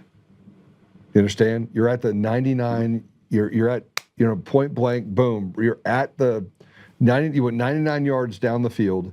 You're at the 1 yard line, and now they're saying, we got to take you back to the 15-yard line. Here's 80 grand. Shut up and go away. And somebody's going to pocket the 4.3 million because it's going to be a fully collectible debt. So that money's going to go to someone. It's not like they're not going to collect it. They're going to collect that money. They're just trying to get you out of the way and take that money and use it however they want inside of this deal. Because the settlement, the judgment is the judgment. At least the 2.6. I don't know much about the 1.7 or what's going on with that, but I assume that will be reaffirmed as well. Mm-hmm. Right? Yep. I agree. Yeah. All right. Well, we'll get to the bottom of it. This is going to be fun. Patrick, is this going to be fun? I love giving it to the man. Giving it to the man. No, you. And let me thank Patrick. The man, he's the man. All right. The conversations we've had over the last 2 weeks, he's just a great person. God bless him. You have no idea what Patrick's been through, right? We kind of talked. Patrick and I have kind of talked. And Steve, you don't know this about me, but 6 years, I've been fighting the election fraud for 6 years. Right. I carry a gun everywhere I go. Everywhere I go. I was looking down. I don't want to put it up here because I got Mr. McShitty, Eric Coomer and his little boys watching the video.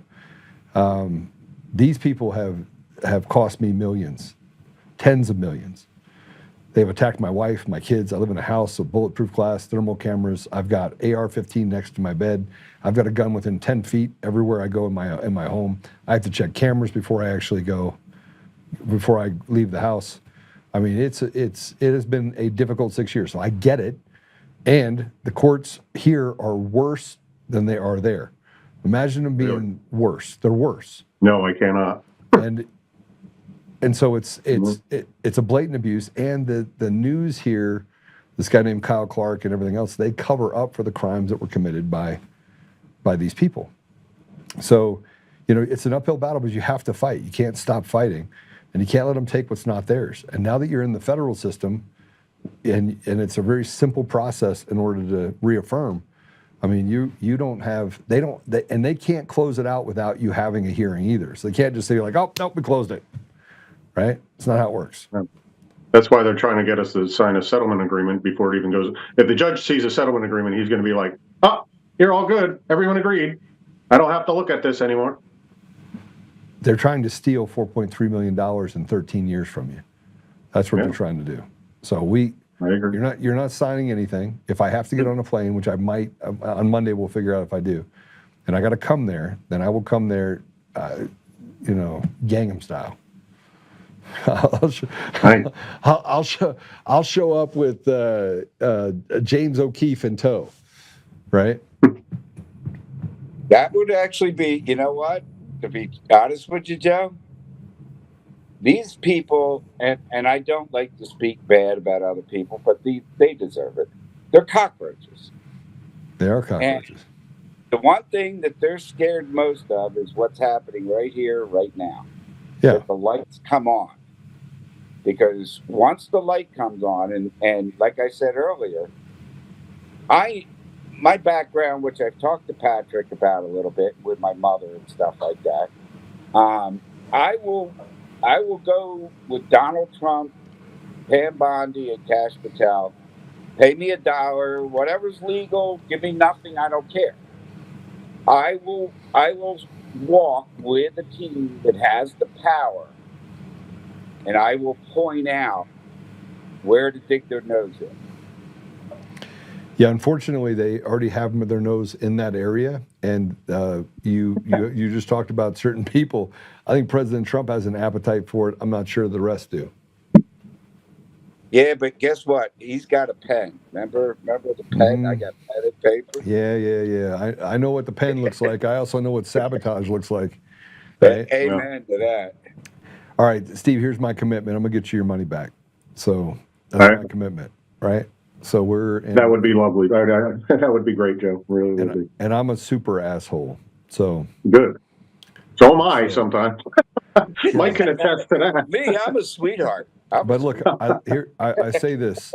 I love the Lord. I love Jesus, but I'm not Jesus, right? And I have gone through fire. I remember they had this $29 million project and this $160 million or $140 million. I can't remember what it was. It's like a huge project over in Africa. And I show up and I look at all the stuff and I was like, this is stupid. Like, this project is stupid. You're like burning cash. And I said, in this $29 million project, we should be able to do for like $3 million. And they're like, yeah, Joe, you can't do it for $3 million. I was like, yeah, I can. So I did. Right? And then they said you couldn't get it funded. And I walked down to the NEMA office, which is National Environmental Management Agency in one of the African nations. And I was like, listen, I'm going to do this. And if you don't do this, I forget what group I was talking about, but I basically played chicken with them and threatened them with the equivalent of the Boko Haram. I was going to come to their village. And I got the project done for $3 million. And I remember that one of the guys that was a permanent secretary of the country said, Mr. Joe, how did you do this? And I was like, I don't know. I just got my ways. And I never told anyone about it, but we finished the project in literally like less than a year. And it came in at under $3 million. It was a $29 million job. But amazing. You can work the problem. You can work the problem. You can get to a solution. You just have to overcome the obstacles and act like they're not there, like run through them, right? And these people, they're evil. So evil people stick together and do what they did to Mike, right? You know what they do? You know why they do that? Because evil people are evil and they're greedy and And all you have to do is fight against it. And because they're weak and they stand together, they're going to roll over on each other as well when you go to talk to the AUSA. They're going to literally squeal like pigs because one of them's going to prison and they're going to decide that I'm not going to be the one to go to prison, right? But you got to press it too. You got to sit in the little chair out front when the AUSA says, I can't see you. And I was like, I'll wait. Well, and you'll wait the next day and the next day. And you'll sit in that freaking chair for 12 hours, 3 days in a row. And then you get pissed and say, I just saw him walk over and get a cheeseburger. He can take his lunch to talk to me, right? But you got to be willing to create that friction. Well, I just said in the Pennsylvania judiciary, I turned in the judge, and they obviously gave it a whitewash. And I said, well, I said it back, and on the cover letter, I said, I'm going to keep sending this until you do your job. Yeah. All right. Well, we're going to solve this problem. We are going to solve this problem. Let's do it. Let's do it. Joe, thank you. Hey. Patrick, thank you. God bless all of you. All right. Here's what I'm committing to do. Monday we have a meeting. If all goes well on the Monday meeting, which I think it will, right? I'm going to have a lawyer involved in it by then. So I'll have a lawyer. And I tried to do this for Phil too, but Phil was so far down the rabbit hole. I still think they're going to do something for Phil. Phil's up against the clock too, but his clock is different than yours.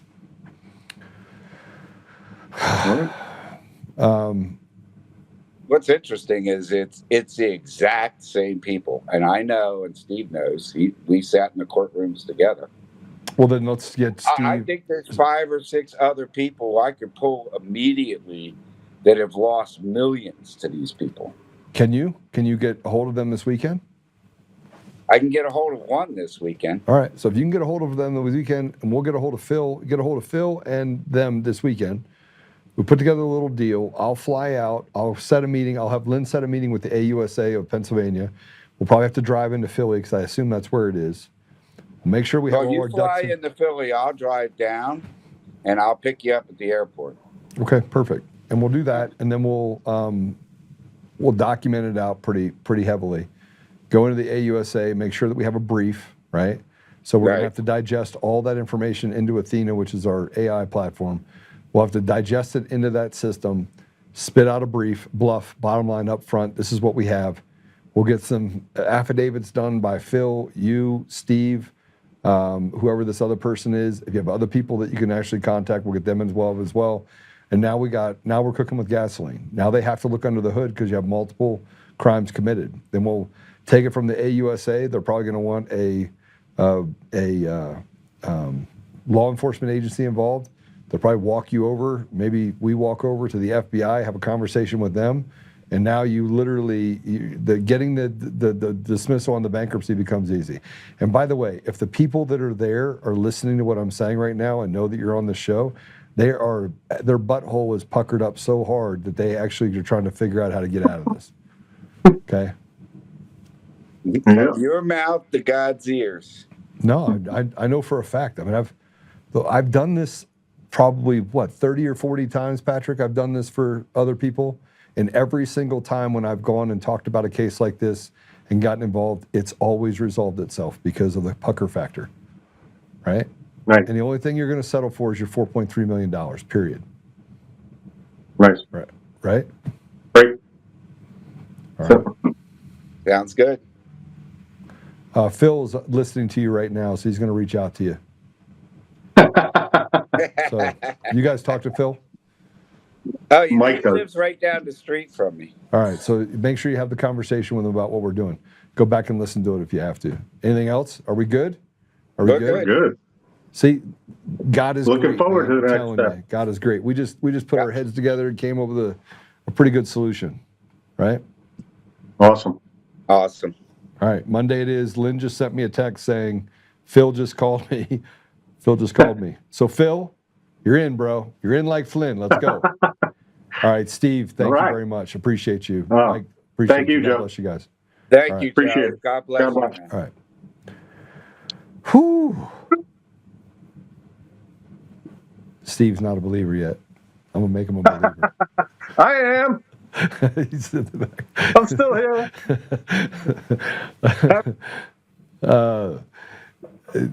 I know that after you go 13 years into something, it becomes very difficult to get excited about anything. But we just worked the problem and started looking under every bush. And I think it's going to be really good. So I'm committed to help both of them. And this is kind of why I'm in this fight.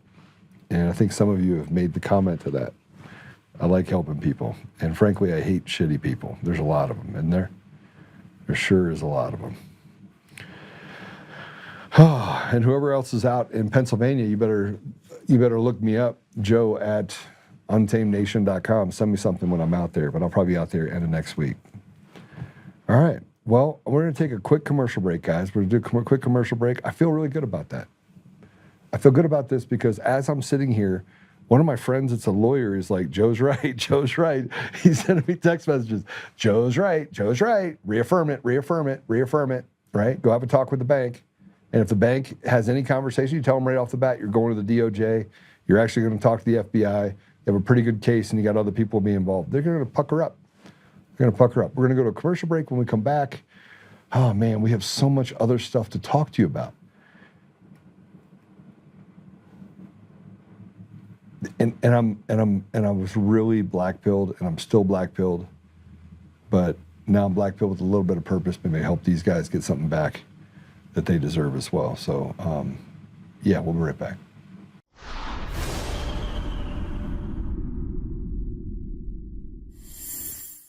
Hi, I'm Joe, Supreme Leader of DCF Guns. What is DCF Guns, you ask? We're the best damn gun store and range in the universe. Do we have guns? We have all the guns. We got small guns. We got big guns. We even have beastly guns. We offer all types of training, and we have 5 ranges across our 3 locations. I'm a good shot. And of course, we have all types of ammo. We even have flamethrowers. Woo! We offer incredible membership opportunities, and members save even more on guns, ammo, and accessories. Come join the DCF family today, where we keep the range hot and the deals hotter.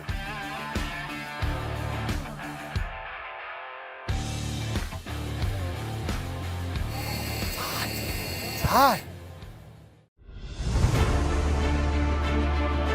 In every thread, in every stitch, Honor-Bound USA weaves the fabric of the American spirit. It's not just apparel, it's a testament to God, family, and country. At Honor-Bound USA, we're a family of patriots who put our faith, family, and America first.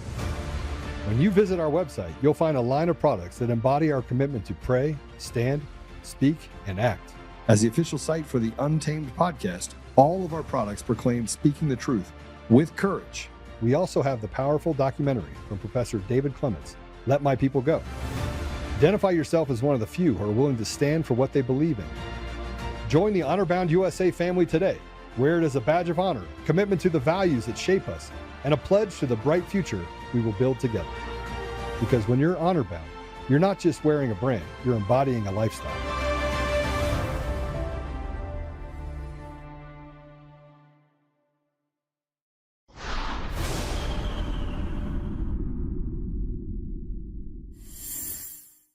So Pam Bondi was on Fox News recently about Brennan.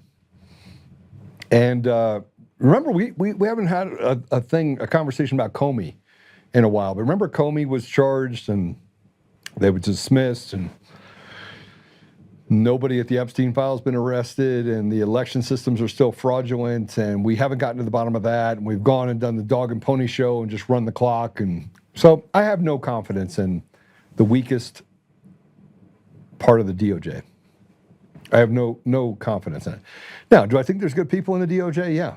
Will they help some people? Yeah, they will.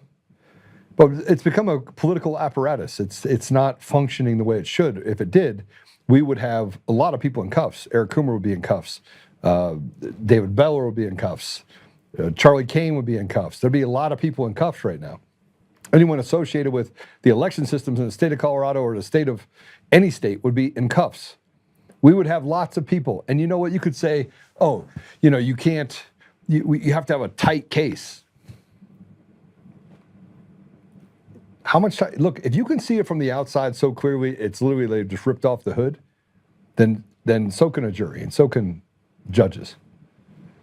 But if you want to make it political jockeying and you have the haves and the have-nots and we just make sure we do all this stuff to make sure that nobody actually goes to prison for it, then this is what you do. But here's Pam Bondi. She wants to tell us, I mean, nobody is above. Go ahead, but listen to her. Is it true that John Brennan is under investigation from the Department of Justice? Sources are telling us that that the transcript from the House interview with Brennan have been requested from the Department of Justice. So, Lawrence, I can't talk about whether we do or do not have a pending case nor a pending grand jury. What I can say is public is that we have received transcripts from the House. Those had to be declassified, and we are awaiting transcripts from the United States Senate. The last thing I'll say on that is no one in this country is above the law. Right. Well, we've been told that. We've been told that before is what she's going to say. Yeah, the DOJ does nothing. So they put this post up, and I had to write this, and I was like, except for the people who steal elections and commit treason and betrayal against the American people, the DOJ is a joke. It's a joke. See, we don't actually care about your little private fights that you have inside the government. We don't care. What we care about is that we can restore order in our country very quickly and in our state very quickly if we have control of the reins and we have a seat at the table. When the American people are stakeholders, and I'm going to say something that's going to be very unpopular, even if they're Democrat stakeholders, even if it's a Democrat, a reasonable Democrat that was put in there where people are like, you know, that's my guy. I would just so I can say he has a D instead of an R next to him. When you have a system that is designed to protect the people, you don't get the craziness and the degradation you have going on in this country.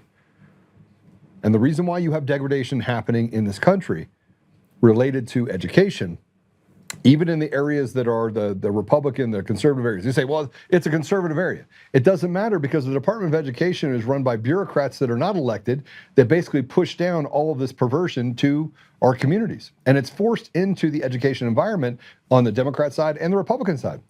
So this rot that you have is an attack on the very sovereignty of our country. And it's very easy to see. But it's also easy to see that we don't have a functioning judiciary. We don't have a functioning legislative part of our government, because if you did, the 82% of the people that said they wanted the SAVE Act passed would have been enough to say, okay, let's pass it. And the fact that our government is shut down and President Trump's like, I'm not signing anything until you get the SAVE Act passed. He's like, I don't care. Well, we'll go another year. But then you have Republicans like Mike Johnson and others that are getting together and threatening President Trump to say, if you endorse this person over this rhino over here, we're going to make sure you get indicted and you have an impeachment and we're going to vote for it. That's how disgusting our system has become.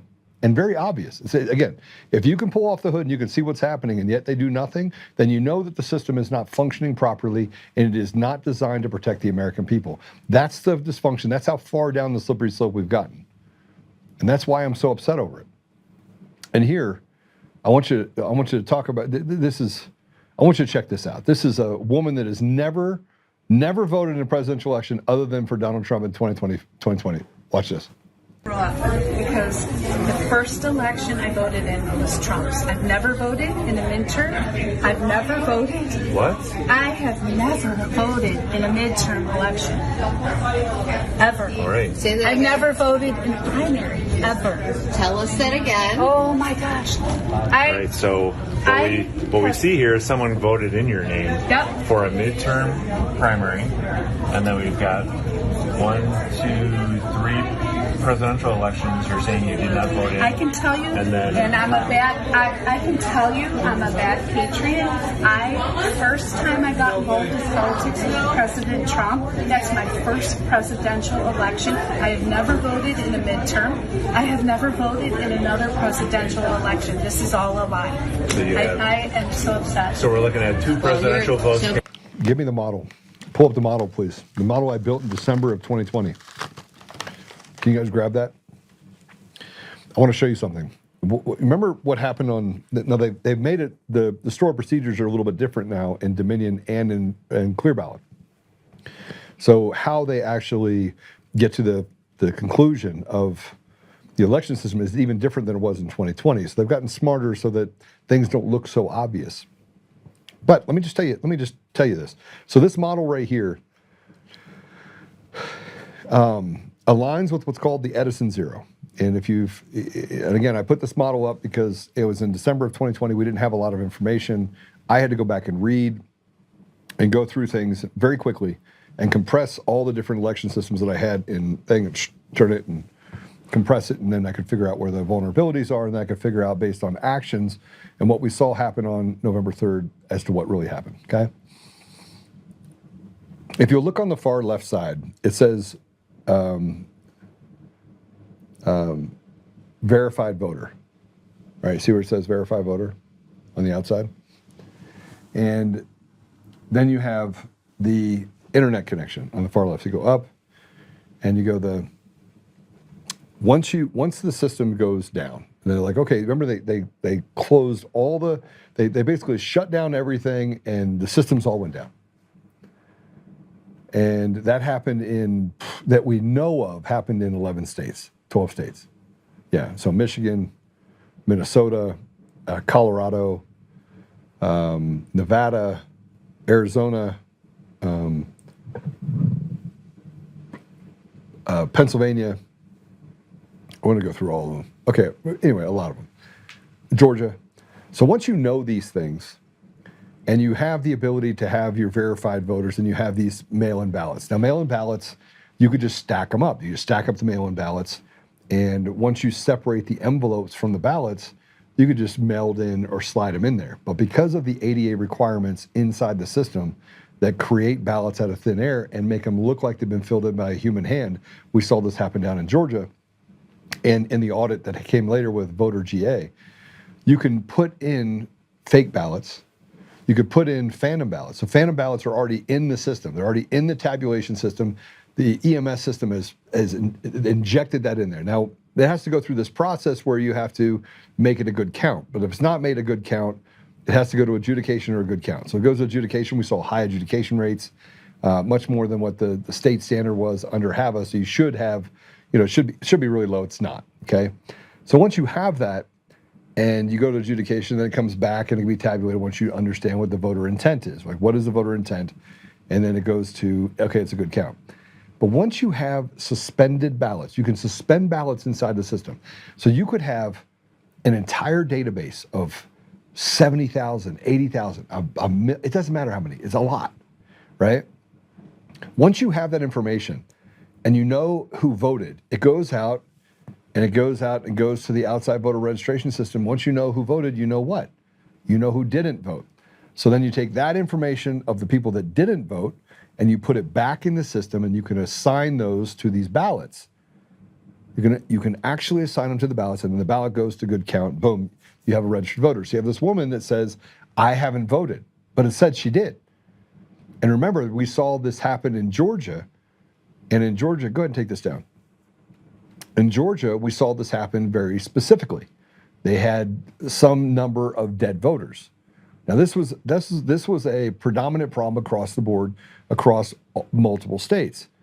But what was a bigger problem is that if you look at what happened in the ballots in Michigan, specifically Detroit area, it was an unauditable situation because you could not audit the situation because they had like 2x, or I don't remember the exact number, but it was 140, 150, 200% of the number of people that they had. I mean, not voting people, number of people that they had voted in the election.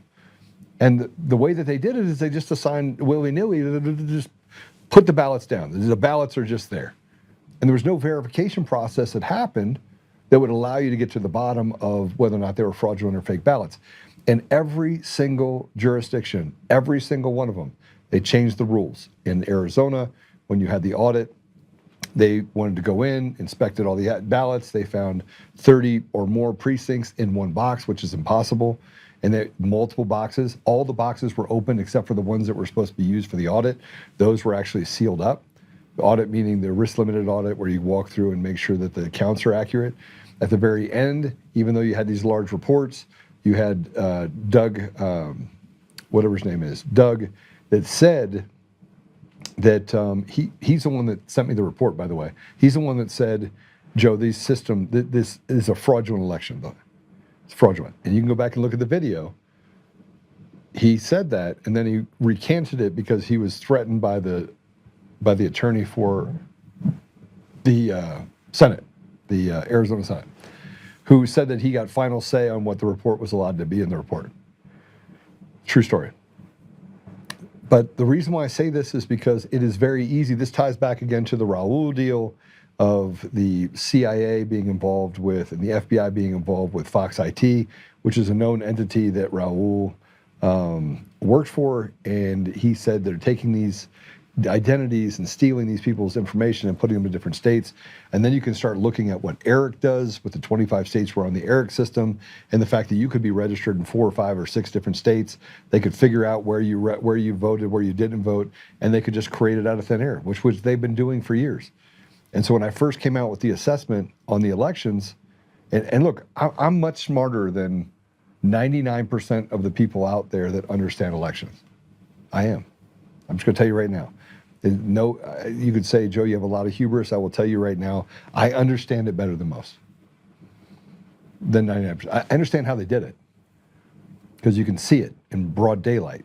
Now, the function of it, that's why we have people like Mark Cook, and you have people that have been able to dig into the pieces of it, but understand the calculations of what they did inside the system to steal elections. This is why I said, I bet you 30% or more of the votes cast in U.S. elections are fraudulent. 30%. And we don't know how many people are in the United States. You don't have any idea. You could sit here and you could tell me that there's 6 million people in Colorado. And I would tell you, I think you're probably I think you're probably heavy by 20%. I don't know what the number is, but I would say 20%. Because you have so much fluff and fraud that exists inside of our system. They say 320 million. I bet you it's 250. You say, well, Joe, how do you know we had the census? Yeah, but you have a census that is based off a system that is the larger collective. So we have no idea how many people are in the country. We don't. We don't have a good number. And you could say, well, the statisticians. No, absolutely not. Because if I, Joe, can figure out the margins on fake and fraudulent ballots, then you don't think they're smart enough to figure out, they say 320 million people, build a budget based on that, then you have plenty of fluff to throw around inside the budgets. And we sit here, and we can solve this problem quickly, but we don't. And the country is on the brink of collapse. I truly believe that. Because the people are at the point now where we're just done.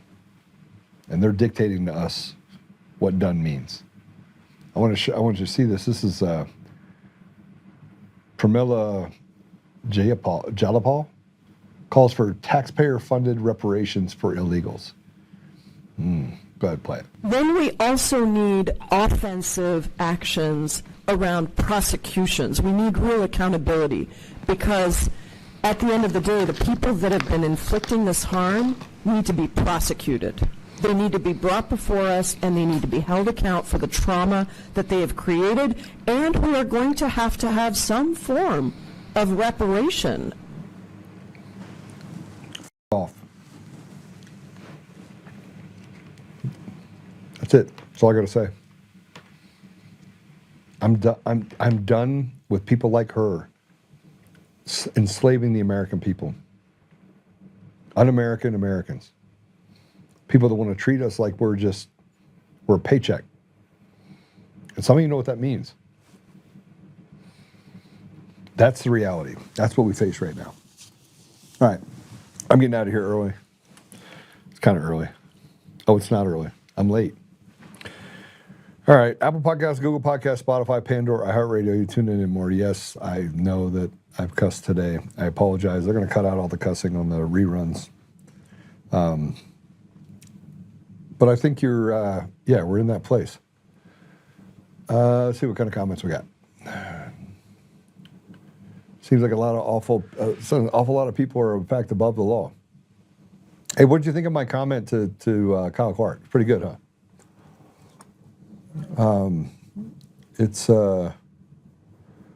Just skip the ads. That was a great segment watching Joe work the problem. I love working the problem. It's great working the problem. The fruit of the tree tells you what kind of tree it's in. It's designed to steal. Exactly right. We need to build a wall around DC. That's pretty good. Yeah, she can kiss my lily white ass. That's a little bit too much information. I mean, lily white's a little bit. I mean, that's kind of a stretch. You can't say it's lily white. You can say it's white. She's not an American, and she makes the laws. She makes the laws. These people, they've gotten to the point where it's out of hand, and yeah, we know it's out of hand. All right, so let's do this. Let's do this.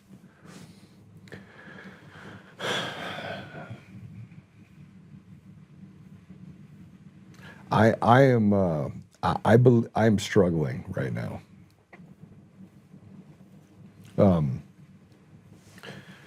I'm struggling because I just feel like I'm carrying this huge weight.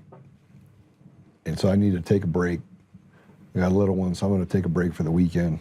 I've stayed off of social medias for the most part. I got to do this thing on Kyle Clark because he's going to do something tonight on me. But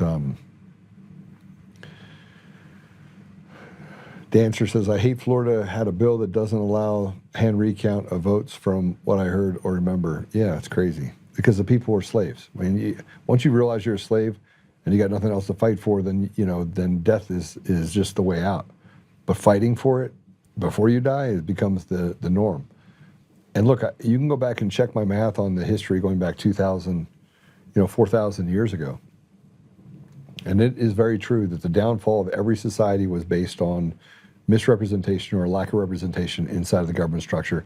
Doesn't matter if you call it capitalistic or otherwise. And right now, we're in the greatest threat of that in the history of humanity. Yeah. I felt that way last night. Take deep breath. Yeah. I got a lot of betrayal in my life right now, so we just got to figure out how to get through it. Okay, let's pray it out. Susan Rice, good to see you.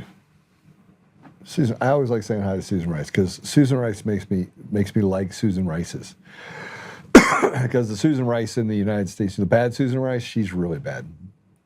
All right, let's pray it out. Father God, thank you for the time that we had today with Mike and Steve. Thanks for the working the problem. Thanks for walking through man, just thank for the knowledge that you give me. And for the ability to work problems quickly with really smart people. Help us, Father, that we can continue to press forward into the issues and may do right by the people in our community. Help us, Father, that we may be respectful. And I do want to apologize for cursing a lot. It's been a rough go. Father, I ask you I'm asking you to heal David. He's he just had his PET scan, as you know, and yeah, it's not good.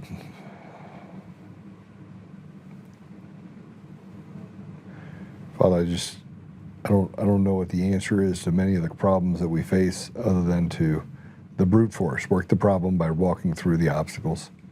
So if that's what we're supposed to do, Father, then I'll continue to do that. But otherwise, I'd really like it if you could just give us a battle path. And I know things happen in your time, but it'd be nice if we could get to the resolution quicker. Help us, Father, to love on each other. Set aside petty differences and really do what's right by the people.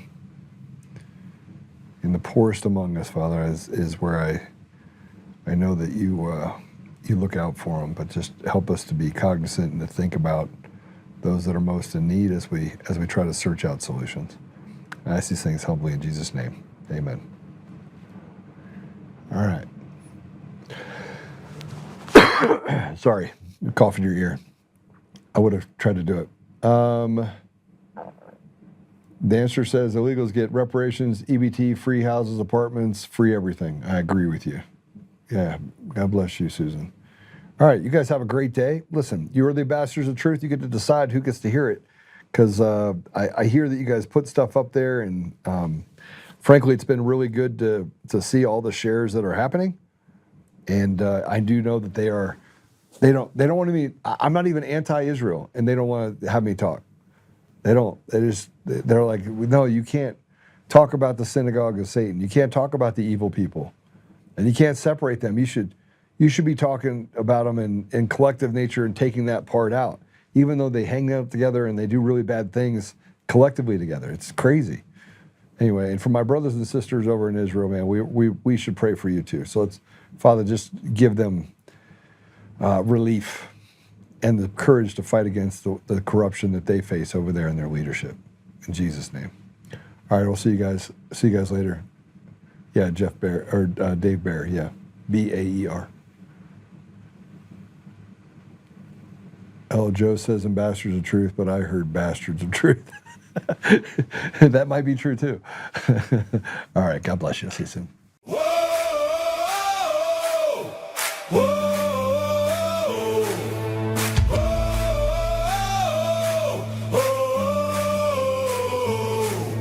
Rising from the fight for the forgotten and the free, exposing rigged machines, Kuma's lies, Dominion's deceit, pays a grand each day, shielding truth from corrupt halls, but he won't back down, standing tall through it all.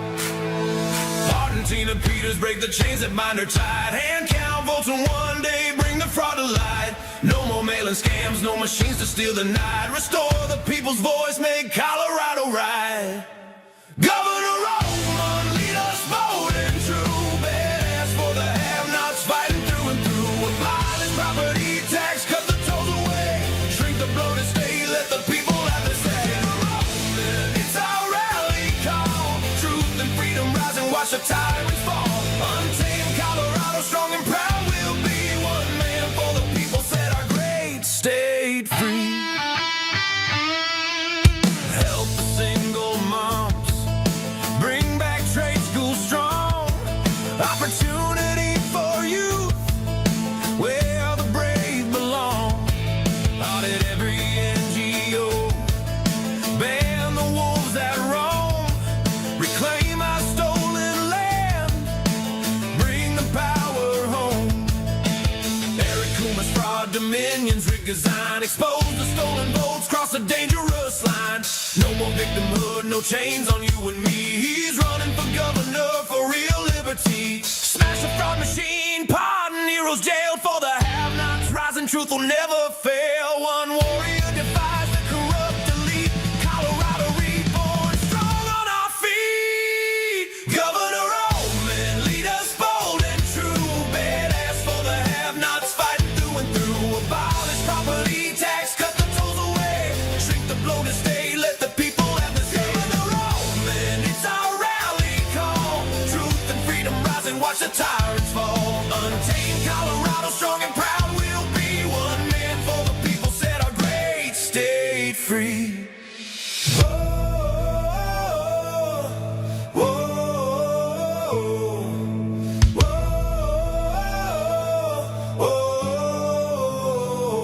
Governor Oltmann, lead us bold and true. Governor Oltmann, freedom forever, Colorado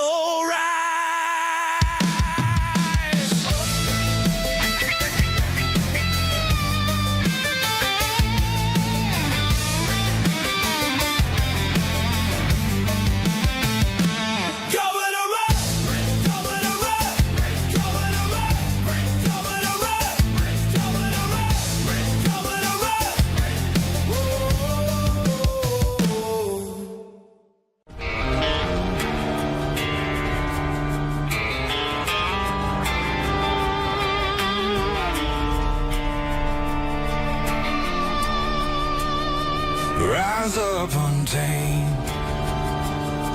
In the heart of the fight where the wild ones roam, Joe Oltmann's calling, bringing truth back home. From conservative daily to this untamed fire, we shatter the silence, lifting spirits higher. No chains can hold us, no lies can prevail. Authentic and fearless on this rugged trail. Patriots gather under stars and stripes. Untamed nation.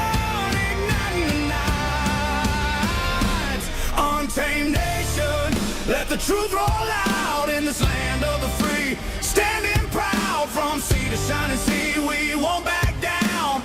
Catch the fire, wear the crown, untamed nation. It's our battle song, motivating hearts where the brave belong. Yeah, untamed and wild, forever strong. Play it again all night long.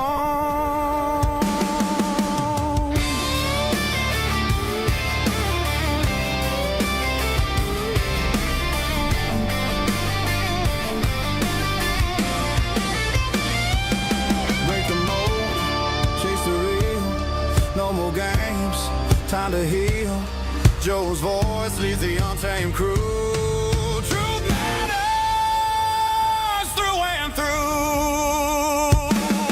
Untamed nation, let the truth roll out in this land of the free. Standing proud from sea to shining sea, we won't back down. Catch the fire, wear the crown, tame nation.